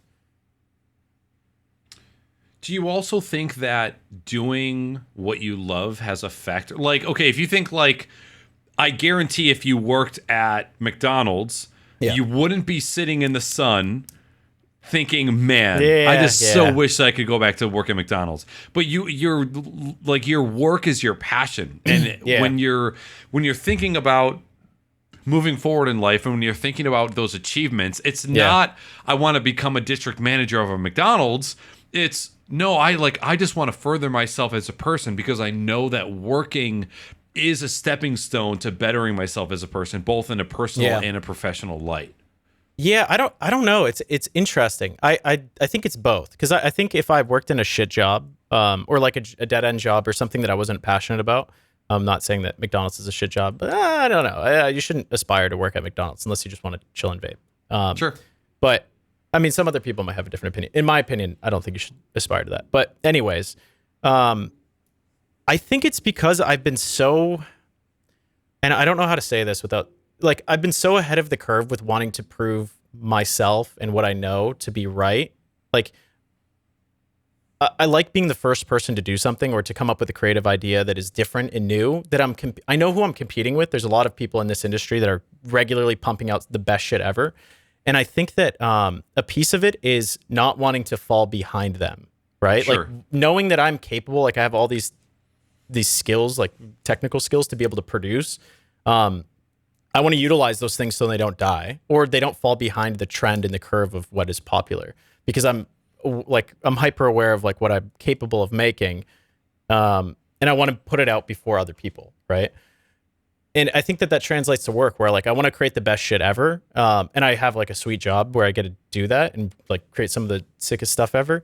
But at the same time, it's like exciting. It's like, I know that I'm working in like one of the greatest places that I could, that enables me to just produce the coolest shit that I could possibly produce. There's not that many other companies in the world that I would rather work for. But also industries that I would rather work in, right? Because I was working for like a smaller company before, and it was the same feeling. It was like, I just want to make the best stuff ever. So yeah, it's probably capitalism. It's probably like traumatic, some weird bullshit. But it sucks, because like I can't enjoy even the things that I want to enjoy. I can't enjoy them because I take time off, and it's starting to seep into gaming a little bit. Like, where I feel guilty for playing games, like certain games, like quick deathmatch type games. It's a little different. But yeah, so that's one piece of it. And to go back to the topic at hand, so like part of that kind of seeps into streaming as well, because I wanted to do streaming because I knew that I had all of these tangible skills related to streaming that I was like, holy fuck, no one else is doing these things. I have a ton of knowledge that came from the industry that I was working in that I could apply to streaming that are really cool, that I don't think other people are considering. And that was kind of what my motivation was like, how cool can I make my stuff? Like, how cool can I make this stuff? Even though if I didn't put a ton of effort into it, my motivation wasn't building a big stream or streaming for a long period of time or doing any of that or becoming a streamer or the face of a stream.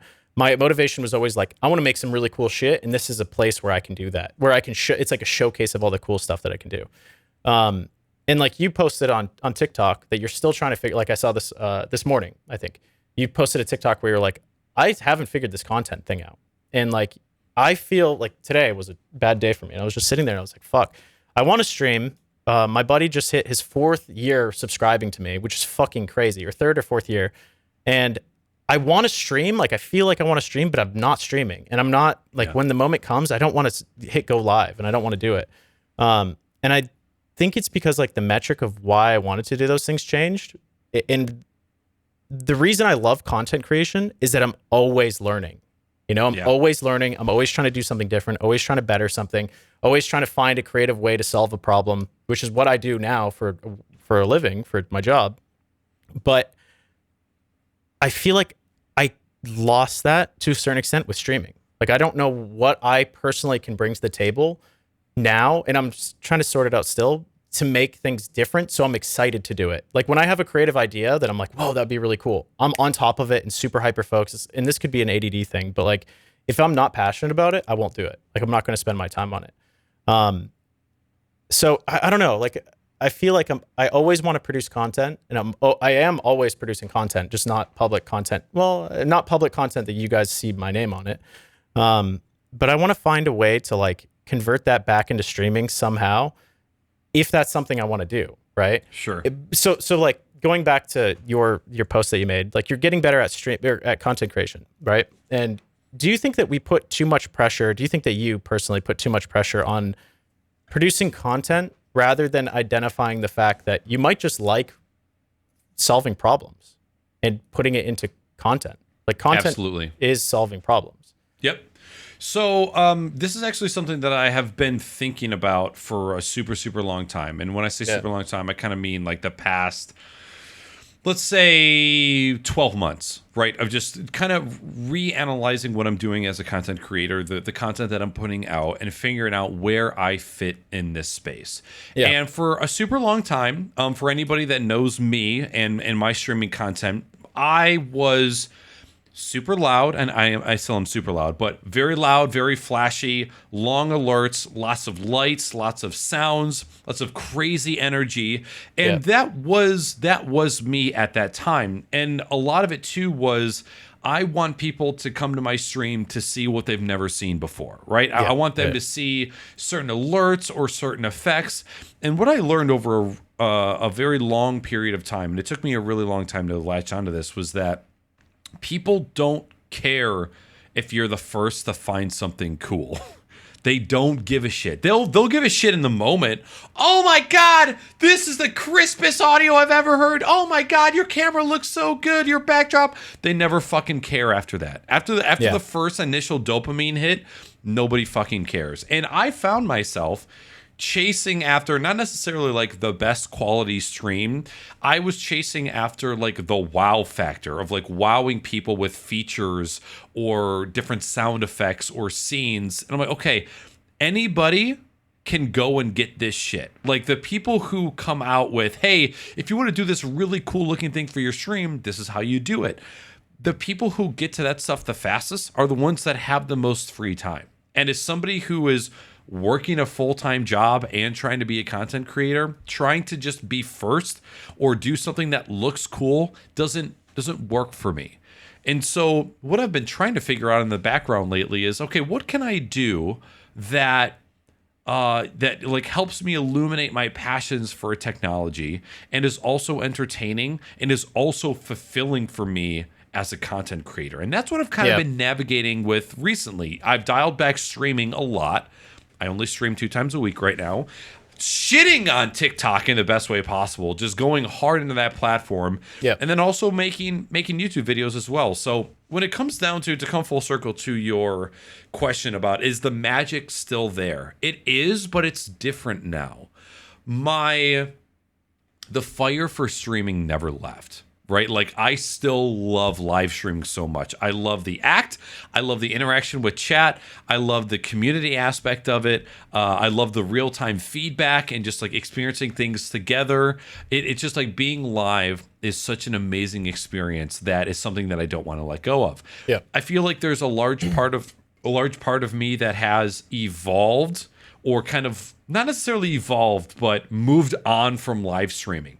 But there's still a small portion of me that's like, don't let this go quite yet. There's a way that you can fit the live broadcasting into the rest of your content without getting rid of it completely.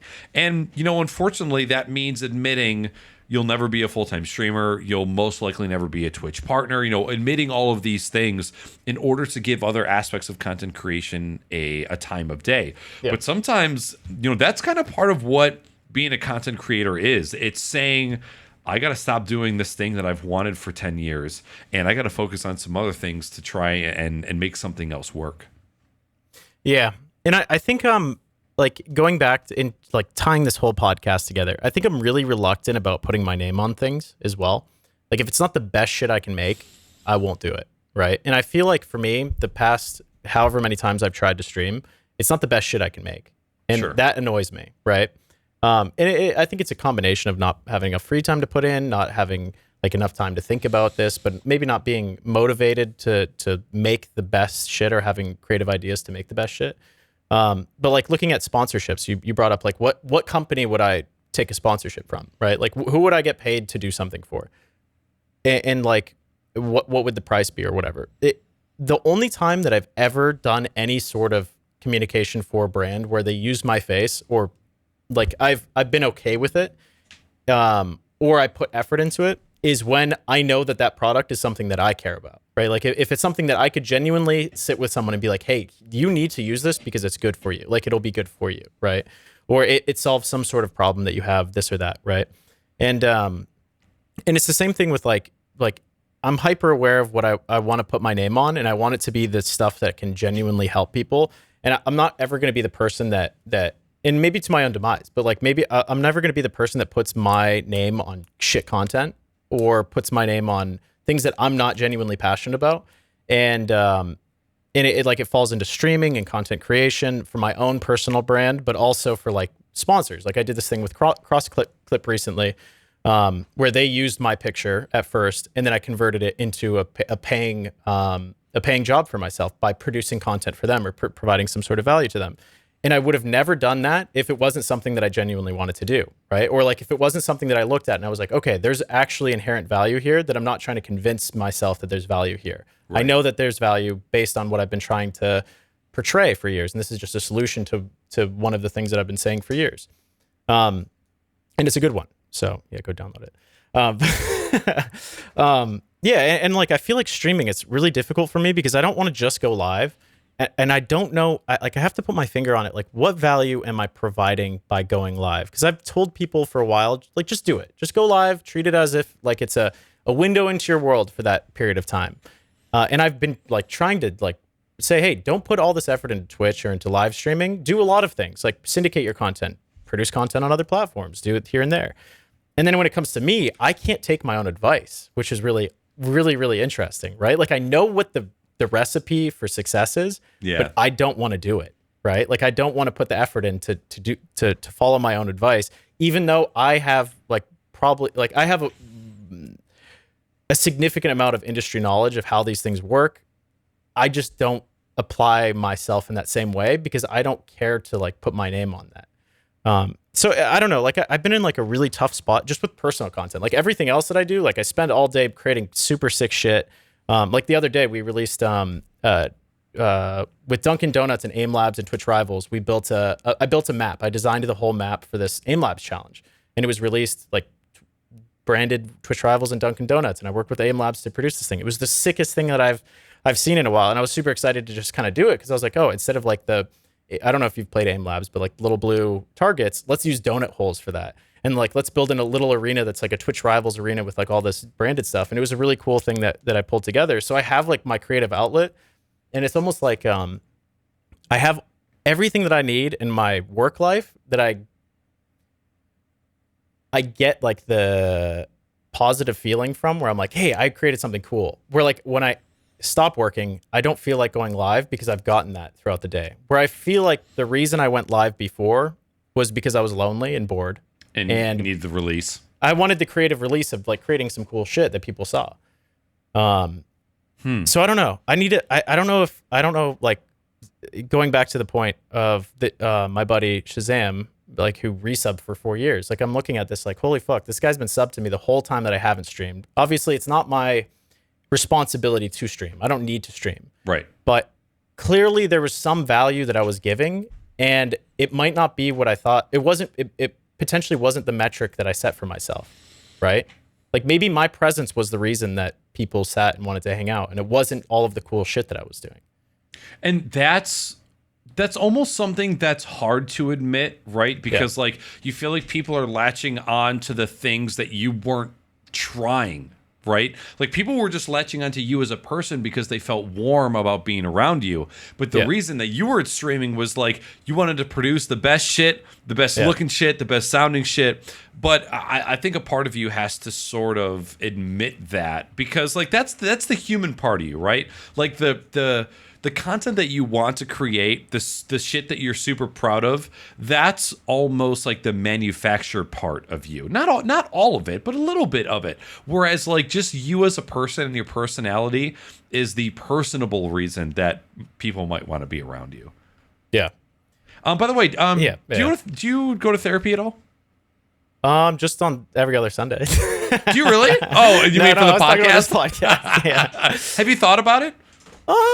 Yeah, I've thought about it. I don't know. Like, I think that it's interesting. Like, I have the opinion, and like, this is based on what other people have also said, that I'm just very hyper aware of all of these things. Like I have to go to the doctor for ADD meds, like that I recently went back and got on, because literally I would stand up. I have my bedroom's right over here.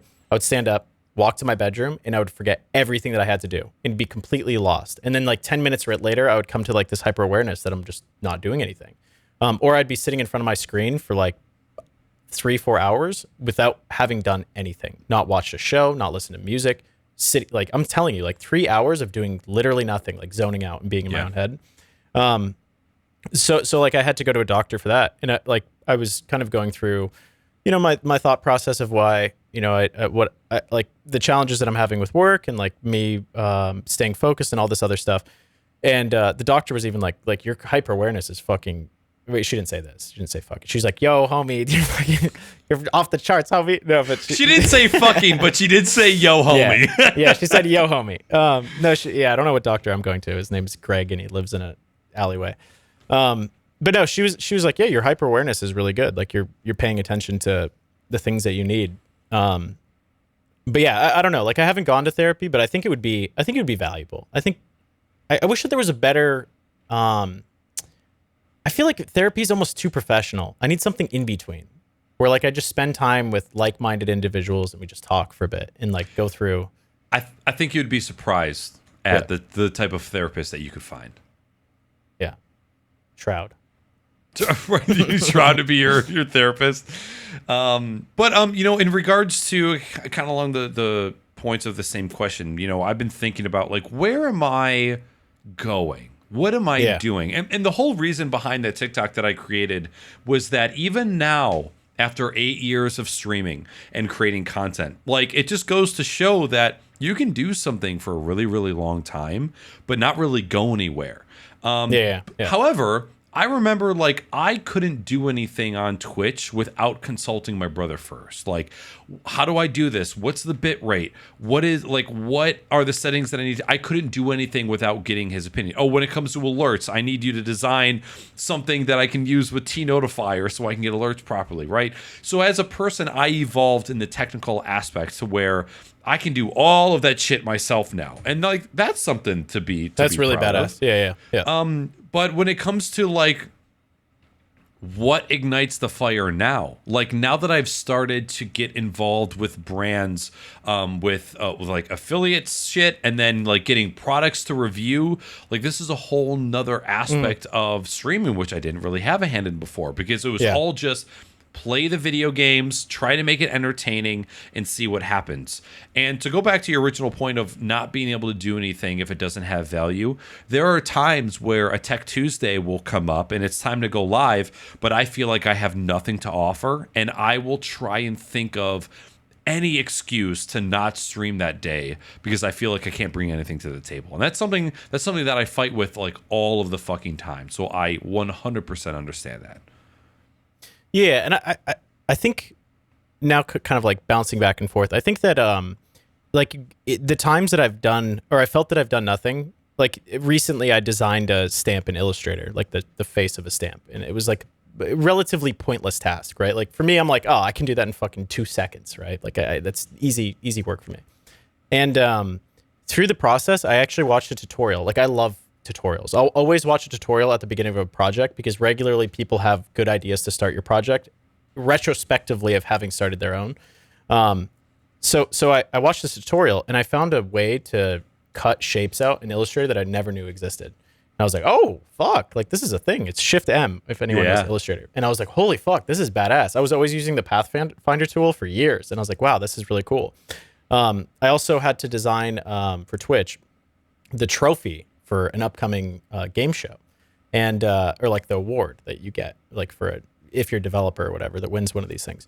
And we last second needed a design or like a 3D model, and I was like, fuck it, I'll try it. I've 3D modeled stuff in the past. I've been okay at it. Like I've learned over the past however many years, and I can't say which one, but like I made one of the most popular Twitch emotes in 3D to the exact specification. And I found out how to do it, even though it's only from one perspective. It's 3-dimensionals now, or 3-dimensional.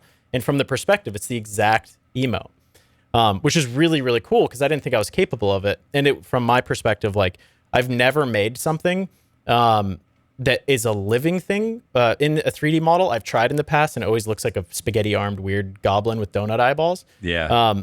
And this thing looks fucking sick. And I'm like, wow, I can model stuff. That's pretty rad. I didn't have to watch any tutorials or anything. I just spent time on it. And I'll say what it is on a podcast in the future when it's official and like it exists. Out of NDA. Yeah, out of NDA. But it's super cool. Like I'm like, holy fuck. Like I learned how to do something that is incredibly cool. And now I have that in my back pocket. And it's cool because like I have all of these things that I've learned over the years through doing all of these crazy amounts of things, right? Like I've just worked, like if I showed my resume, there's just stuff all over the place. And I've like been stuffing my pockets with all of these ideas and like what I know and what I can do. And now I'm like a creative producer and I'm just pulling the shit out of my pockets. Like, oh yeah, I can do this. I can do this. I can do this. Yep. And I actually had a good talk with my boss at Twitch, who's one of my favorite people if not my favorite person that I've ever worked with ever. Like this guy's an absolute legend. And he said to me, he's like, yeah, I asked him, I was like, I have all of these great things that I'm good at. And I spend a lot of time doing things that I'm, that aren't like my things that I'm the best at. And like, how do I deal with that? And he said, you just have to treat this as an opportunity to get better at the things that you suck at, because you're already really good at the stuff that you're good at.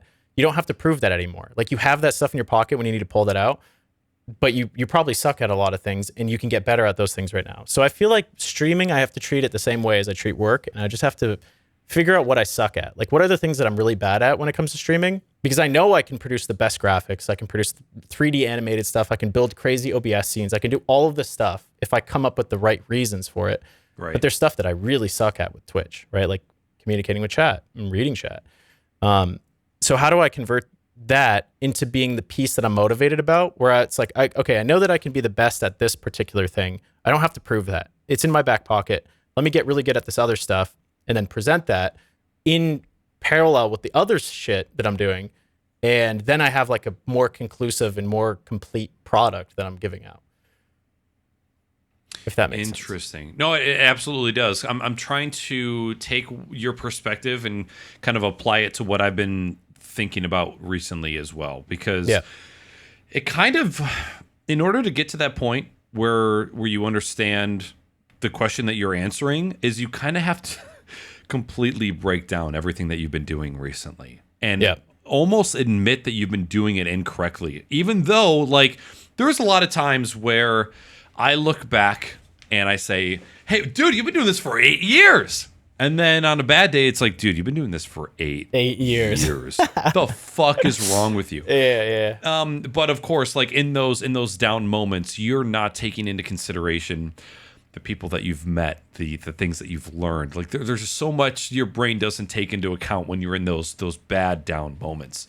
Yeah. And so I totally get where you're coming from, because I had to admit that I wasn't going to be the best. I wasn't going to be a gaming streamer. I wasn't going to be a full-time streamer. I was never going to be a Twitch partner. Those are just things I had to say, you know what? You've got to let go of those things now and focus on what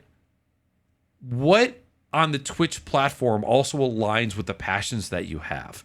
Yeah. And the first readjustment to bring those thoughts to like reality are really, really tough, because it's almost like you feel like you're doing something that doesn't really make sense, but you know that it's like the right thing to do in the long run.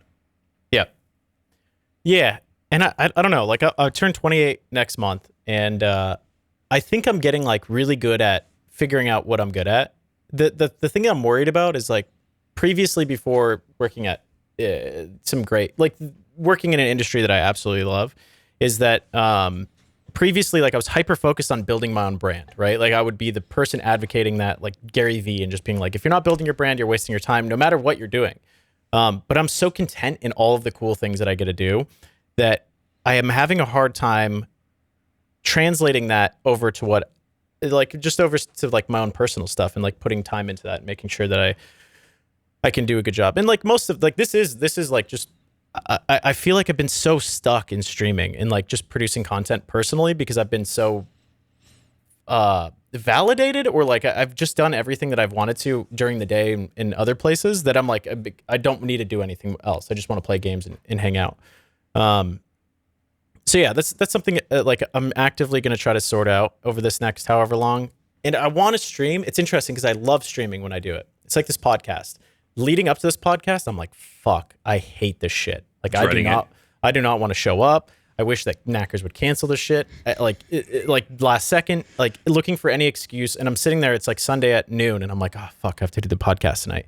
The second the podcast starts, this is the greatest time of the week, right? Yes. Like I'm like, I love being here.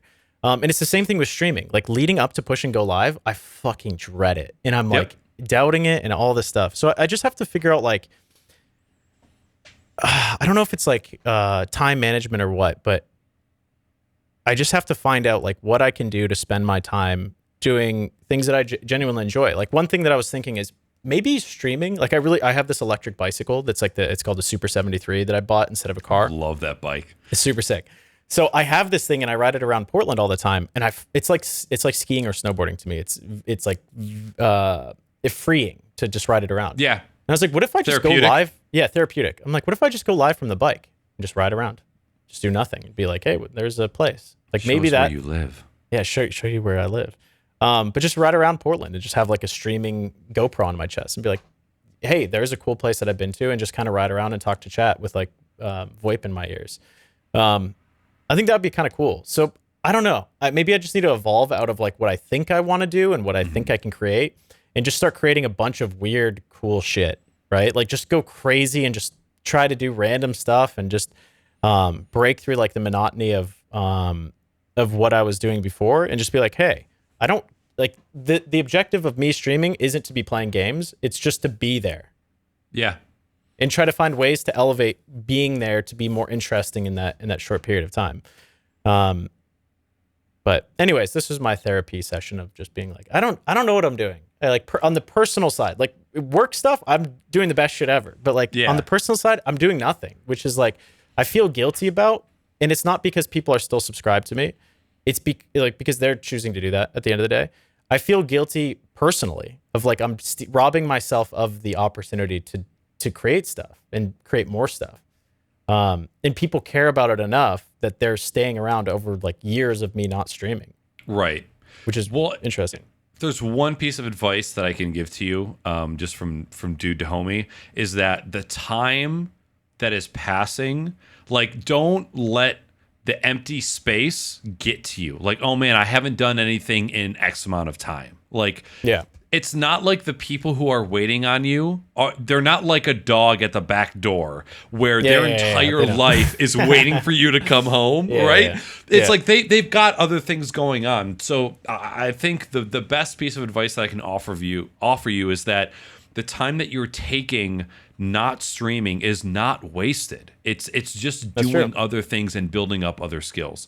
I think that you have an immense value in this industry, and I think I can't tell you what to do with your live stream. I can't even give you the ideas or like the beginning of an idea, but that I hope that you do find something, because you're somebody that I've always looked up to. You're somebody that has fantastic points of view and perspectives, and it's the reason why I brought you onto this podcast. I brought you on because I knew that you would bring value in that. And to circle all the way back to one of our original points of how this podcast has helped us talk through our feelings and our perspectives and to hear other perspectives, there was a huge deciding factor in bringing you on. I was like, you know what?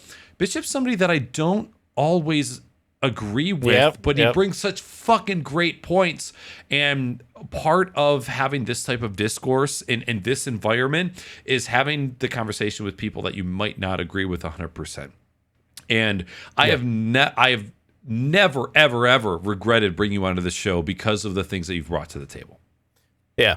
And I feel the same way. Like when it comes to this podcast, I think technically speaking, we haven't always agreed on everything, but I feel like neither of us are so dead set in our ways that we're not willing to die on a hill for like what we believe. Like we're not black and white whenever it comes to whatever perspective we have. Like we can live in the middle, or we can argue back and forth. And like I feel like this podcast, like prior to this podcast, I wouldn't be able to like you can ask Casey in an argument. Like I wouldn't be able to discern my points and get through my points and be able to like evaluate what I think and be able to give opportunity for other people to also provide that information back to me. I would just talk over them the whole time. Yep. So like this podcast is a perfect example of what I said. I'm getting good at something I fucking suck at, which is just sitting and talking and identifying things that I like and that I don't like, finding reasons for that and giving more context to it than just an immediate reaction. And I think that like a lot of people don't have that opportunity. I'm really like super, super lucky with all the opportunities I have. This podcast is a great example of that. I don't have to do anything at all. Like chat, you guys have to realize Knackers does everything for this podcast to do the operations of it, to get it here, to go live. He has to do 100% of it. I literally do nothing. I do zero. I just show up. I'm here on a Sunday and we just go live. Like regularly, I have 0 points to add to the sheet. But once we get talking, it's like we're talking through points. We're spitting them out. And I wish, I wish that I could find a way, and maybe I'll do some like calculation because I'm a super calculated person. I'll find a way. But I want to find a way, I'm going to put some effort into it, of figuring out how that relates to streaming and create a philosophy of how to think about streaming. So then it makes it easier to go live and just spend time streaming. Because like I said, I spend like hours a day doing literally nothing but staring at a wall. Like unless I'm like fucking taking Adderall or taking my meds for ADD, I will sit and do nothing. Like I'll just stare at a wall and be completely distracted with 100 tasks to do, and I can't get anything done. So I have to figure out, like, when it comes to streaming, if streaming in those voids of time actually solves the problem of me getting better at things that I'm bad at, which is wanting to leave my apartment. Like I'm an introverted person. Like I don't want to do anything. I don't want to go talk to anyone. But as soon as I am as soon as I'm surrounded in other people, I'm in my element. Like if I go to a trade show right now, I could sell fucking salt to a salt farmer. Like I could literally talk them into being passionate about something that I'm passionate about, which is like something that I think through streaming I can get better at things. And if I realize what those metrics are, instead of trying to apply the metrics to them using like my professional knowledge, I might actually enjoy just going live again and just chilling and playing games. Like maybe I can just make playing games fun, and not people aren't showing up depending on what game I'm playing on, but they're showing up just to chat with me for a little bit. Sure. You know, which is what I like about your tech streams. Like I can just pop in and be like, yo, here's a cool thought. Here's a cool, interesting idea. Or just sit and listen to you talking through shit. And even if you don't know what you're talking about, the fact that you're learning while you're going is similar to what I would do, which is in its own is content, right? Like that's entertainment, is watching someone else learn.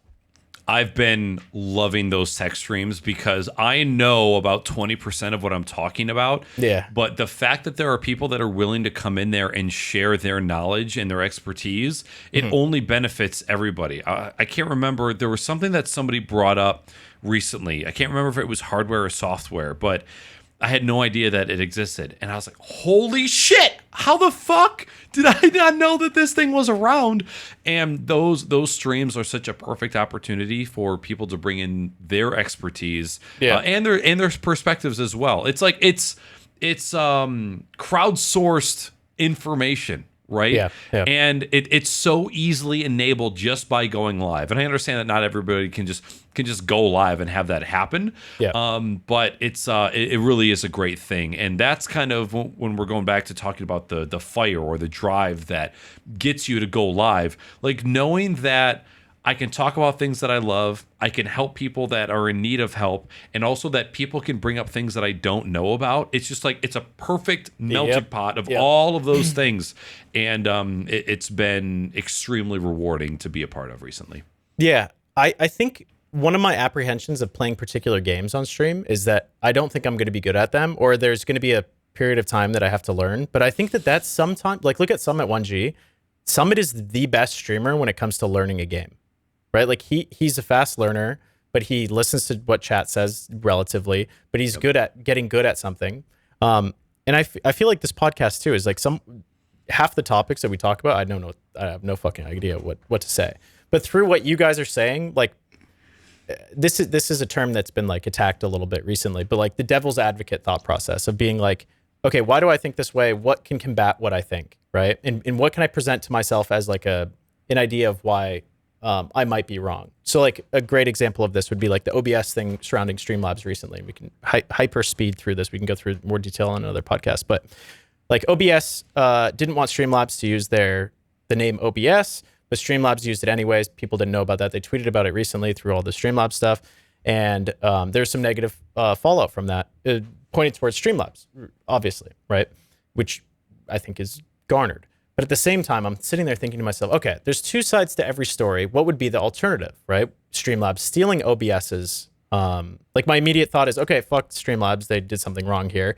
And OBS is the victim. But then I think through it, and I'm like, okay, but what would the alternative be? If Streamlabs had their own software, but they used OBS and then they didn't mention them, why doesn't Streamlabs want them to use the name OBS? Does OBS just want Streamlabs to create plugins for the software so there's not two softwares, right? Like there's not two parallel softwares running, so it's easier to patch and it's easier to come up with solutions. And OBS owns the one instance that exists, and there's not multiple spin-offs of this because that could create fucking million different versions, right? And people asking questions. What were the alternatives? Like, did Streamlabs go to OBS with a bunch of other names that OBS didn't like? Was OBS trying to, and these are questions for Jim, or is it his name, Jim? Right, Yep. Jim. Yep.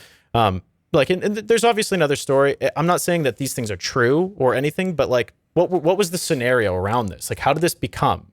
I was talking to you about the whole cross-clip thing, like my opportunity to create a financial position for myself, like in a sponsorship, because they used my picture, right? I had that opportunity because they responded to me because of the email that I sent them. That's it, right? Right. Did OBS have the same treatment? Like business to business is a little bit different. Did they respond to them or did they not respond to them?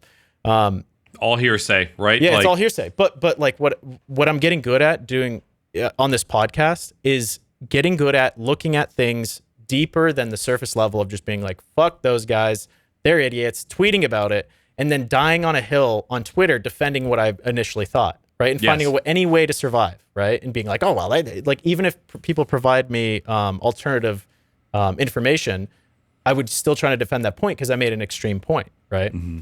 And this podcast is like going back and forth. Like we don't have other opportunities during the day to talk about streaming and these different nuanced things. And develop our thought processes or ideas. And through that, I feel like chat also gets the benefit of listening and being like, oh, okay, that's a little different. Here's a different way to think about it. Because they might not be on a podcast where they get to talk through their thoughts as well. Yep. Growing up in the streaming world, I always used to see tweets from bigger streamers or bigger content creators that had a really great point of views. And I would always get down on myself because I didn't have the same correct point of view that they did. What I realized through growing up a content creator and through podcasting is that not everybody has the right opinion every single time. Mm-hmm. But taking the opportunity to sit and talk with others and figure out other perspectives, that helps you build a better thought process over time, to where maybe in 2015 you only saw things through a single pane of glass. You only looked at things from one perspective. Yep. But then in 2021, after talking with two homies that have different perspectives, your default thinking is not your knee-jerk reaction. Your default thinking is considering all of the different perspectives and point of views and then coming up with your point of view. Because I always remember thinking like, man, I can't think of an original point of view. Like sometimes what I think is based off of what I hear first. That's fucking everybody. Like every single person listens to what other people say and then formulates their own opinion after the fact. I always thought that I was dumb and misguided for that. But like, oh wait, no, that's just everybody. Not everybody comes up with the correct. Not everybody comes. Yeah. Some people pee. That was just something that I kind of learned later on. Yeah. So yeah, I don't know. I think the wisdom that my boss at Twitch gave me, in that just get good at the stuff you suck at while you do the other stuff that you know that you're really good at. Like, don't prove yourself in those things. You've already done it. Keep them in your pocket and just get really good at the shit you suck at. Yeah. I think that if I treat Twitch the same way, like I'm bad at reading and interacting with chat. Like that's just something I know that I'm bad with. So how can I get better at that in parallel to all the other stuff that I'm doing? How can I use the creative skills that I have to actually better, or the technical knowledge that I have to better my ability to read chat? Like maybe it's just having a VoIP channel that runs through another audio device into my headset so I can hear whenever someone types in chat, it gives me like an audio cue. Sure. Or it's like text to speech and it reads it out, which I've been doing recently, so I know when people are chatting. So yeah, I don't know. I feel like that's, for me, content creation is always bettering my skills in some different dynamic way. Maybe it's not the immediate product that I'm producing, but the skills that lead up to that product being produced. And I think I need to find a way to do that with streaming. And I think that I'm overthinking it right now, but I think I need to start streaming again and then analyze after the fact, because I'm analyzing too much, not streaming because of that. And then trying to analyze the data that is coming from not streaming, which makes no fucking sense. Right. And then again, over analyzing Linux as a below part-time streamer is a death sentence. No time streamer. Well, hey, speaking of going into new directions, I'm going to be a good boy and I'm going to cut this right here. Hell yeah. Talking about kind of cutting podcasts a little short. It has been a phenomenal time sitting here and talking with you. I greatly appreciate you taking time out of your day to come on here and to come. And, I love coming, man. Dude, fucking come all day, sons. It's been awesome. I really appreciate you being here. Yeah, and honestly, like I was excited for the opportunity for Jimmy not to be here, just so we could I can't say that. God damn it. Just so we could get together and spend time and like just toss back ideas, because you and I feel like in parallel we're doing a bunch of cool stuff and we like jerk each other off a little bit and we're like, hey, you did a great job here. You did a great job. It's super cool. But we don't get a chance to just like chill and like talk about things or talk about tech and this and that or whatever it might be. And like you gave me a ton of positive thought, positive feedback. I genuinely love your content, and I spend a lot of time watching what you've produced over the years. And I've been a big fan of yours. Like when I first met BBR, I came to your channel and I was like, okay, this is BBR but unhinged. Like this guy's trying to suck dicks. Like he's eating buttholes. He's eating two dicks at one time. Yeah. Like and like I love all kinds of comedy, but like I was like, man, like he's doing a lot and he's streaming games, but I genuinely feel like I appreciate what you produce from like a content level, and the fact that it's more for me the story of how you're getting better at producing content and finding ways to produce that content. Yep. And that's what's really exciting to me, because I know that I've been through that in like we're going through that in parallel in different paths. But I've been through it in like figuring out how to produce content, being a content producer in my professional life before doing it for myself. And I love seeing you like learn about the lighting and about cameras and audio, because I think you've always been better at audio than me. But I think now like your lighting setup is better than mine. Stop it. No, it's not. Your room is better than mine currently. Yes. I'll fucking beat you. I'll get back. I'm going to come back. But like the journey that you've gone through in parallel with me, like I've disappeared into the corporate world of doing this, but you've skyrocketed my expectations of where I thought you were going in the content creation space. And I think you found your own identity through that. And everything that you do, like, yes, I don't always agree with your opinions. I think you have dumb opinions at times. And I think I have opinions you don't agree with at times. Absolutely. But I love the opportunity to sit down and just like bang those things out and be like, hey, we're both morons. We're both wrong. Amen. So yeah, I genuinely appreciate everything that you've produced. I've genuinely appreciate the opportunity you've given to me by being on this podcast and spending time like thinking through things and talking through things and helping me build my skills on the podcast. I don't always think about the podcast as something like I'm regularly doing or something that's like, but this is where I get to go live. Like I'm live right here and people get to see me. Yep. And it's been an outlet for me to stay streaming, even though I don't stream all the time. Like this is where I stream realistically. Yes. Yep. Now we kiss. Yeah. Like yeah. said. Well, thank you. And you're welcome. Yeah. Thank you. Yes. That's what I don't need it. No, it's been an awesome time, dude. Thank you so much for being here. Hey, sell yourself before we close this out. Oh, did you input this, by the way? I saw it on the end show talking points. There's something put in for me, and I don't know if I typed this or if you did. You did. I didn't type that. Did I? What? Yeah. Maybe Jimmy did. Okay, BishopGP. Okay, you can find me on Twitch and TikTok at BishopGP. Bishop was here on Twitter and on this podcast every other Sunday with a smiley face. I think Jimmy put that in there. Did he really type that in there today? Yeah. Maybe, I don't know. Is this a copy of the other templates? Yes, but I don't know. Here, let me open up the regular template and figure out. Let's see, Kooks and Hoot Pookits. Oh, hey, Crispy's in chat. He's a former professional Fortnite player.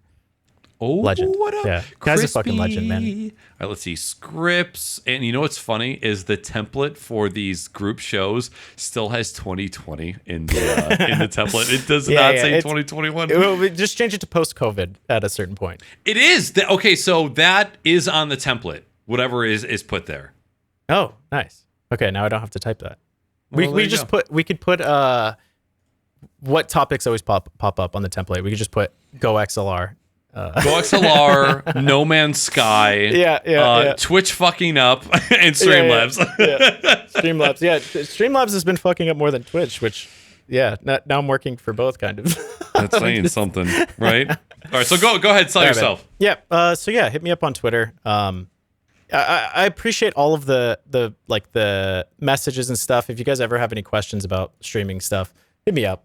I'm not always super responsive, but I love hearing from people. If you guys enjoy what I think, or if you have a counterpoint, I'd love to discuss it. I love jumping through ideas and thoughts and being wrong sometimes. That's always fun. But yeah, I will be live eventually on Twitch again at BishopGP. But for now, you'll see me on this podcast every other weekend, every other Sunday. Yeah, baby. Sheesh. Hello, everybody. My name is Knackers. You guys can find me on this very podcast and Twitch channel. Or if you want to find me on any of the other social medias, Knackers with 3 A's on Twitter, TikTok, and Instagram. And that's pretty much where you can find me. So there, I do have a plan to have a podcast this following week. The guest is to be announced. But if you don't see us next Sunday, you will see us in 2 weeks from now with both Middle Age Stream and BishopGP. Thank you, everybody, for coming out to the podcast. Wait, I thought he died from old age. No, it was from fighting the rosebush. Oh, the rosebush, right. Yeah, sorry. Fucking rosebush in the pee-pee hole. All right, you all have a fantastic night. Thank you again for coming through, and we'll see you guys soon. Goodbye! Bye-bye!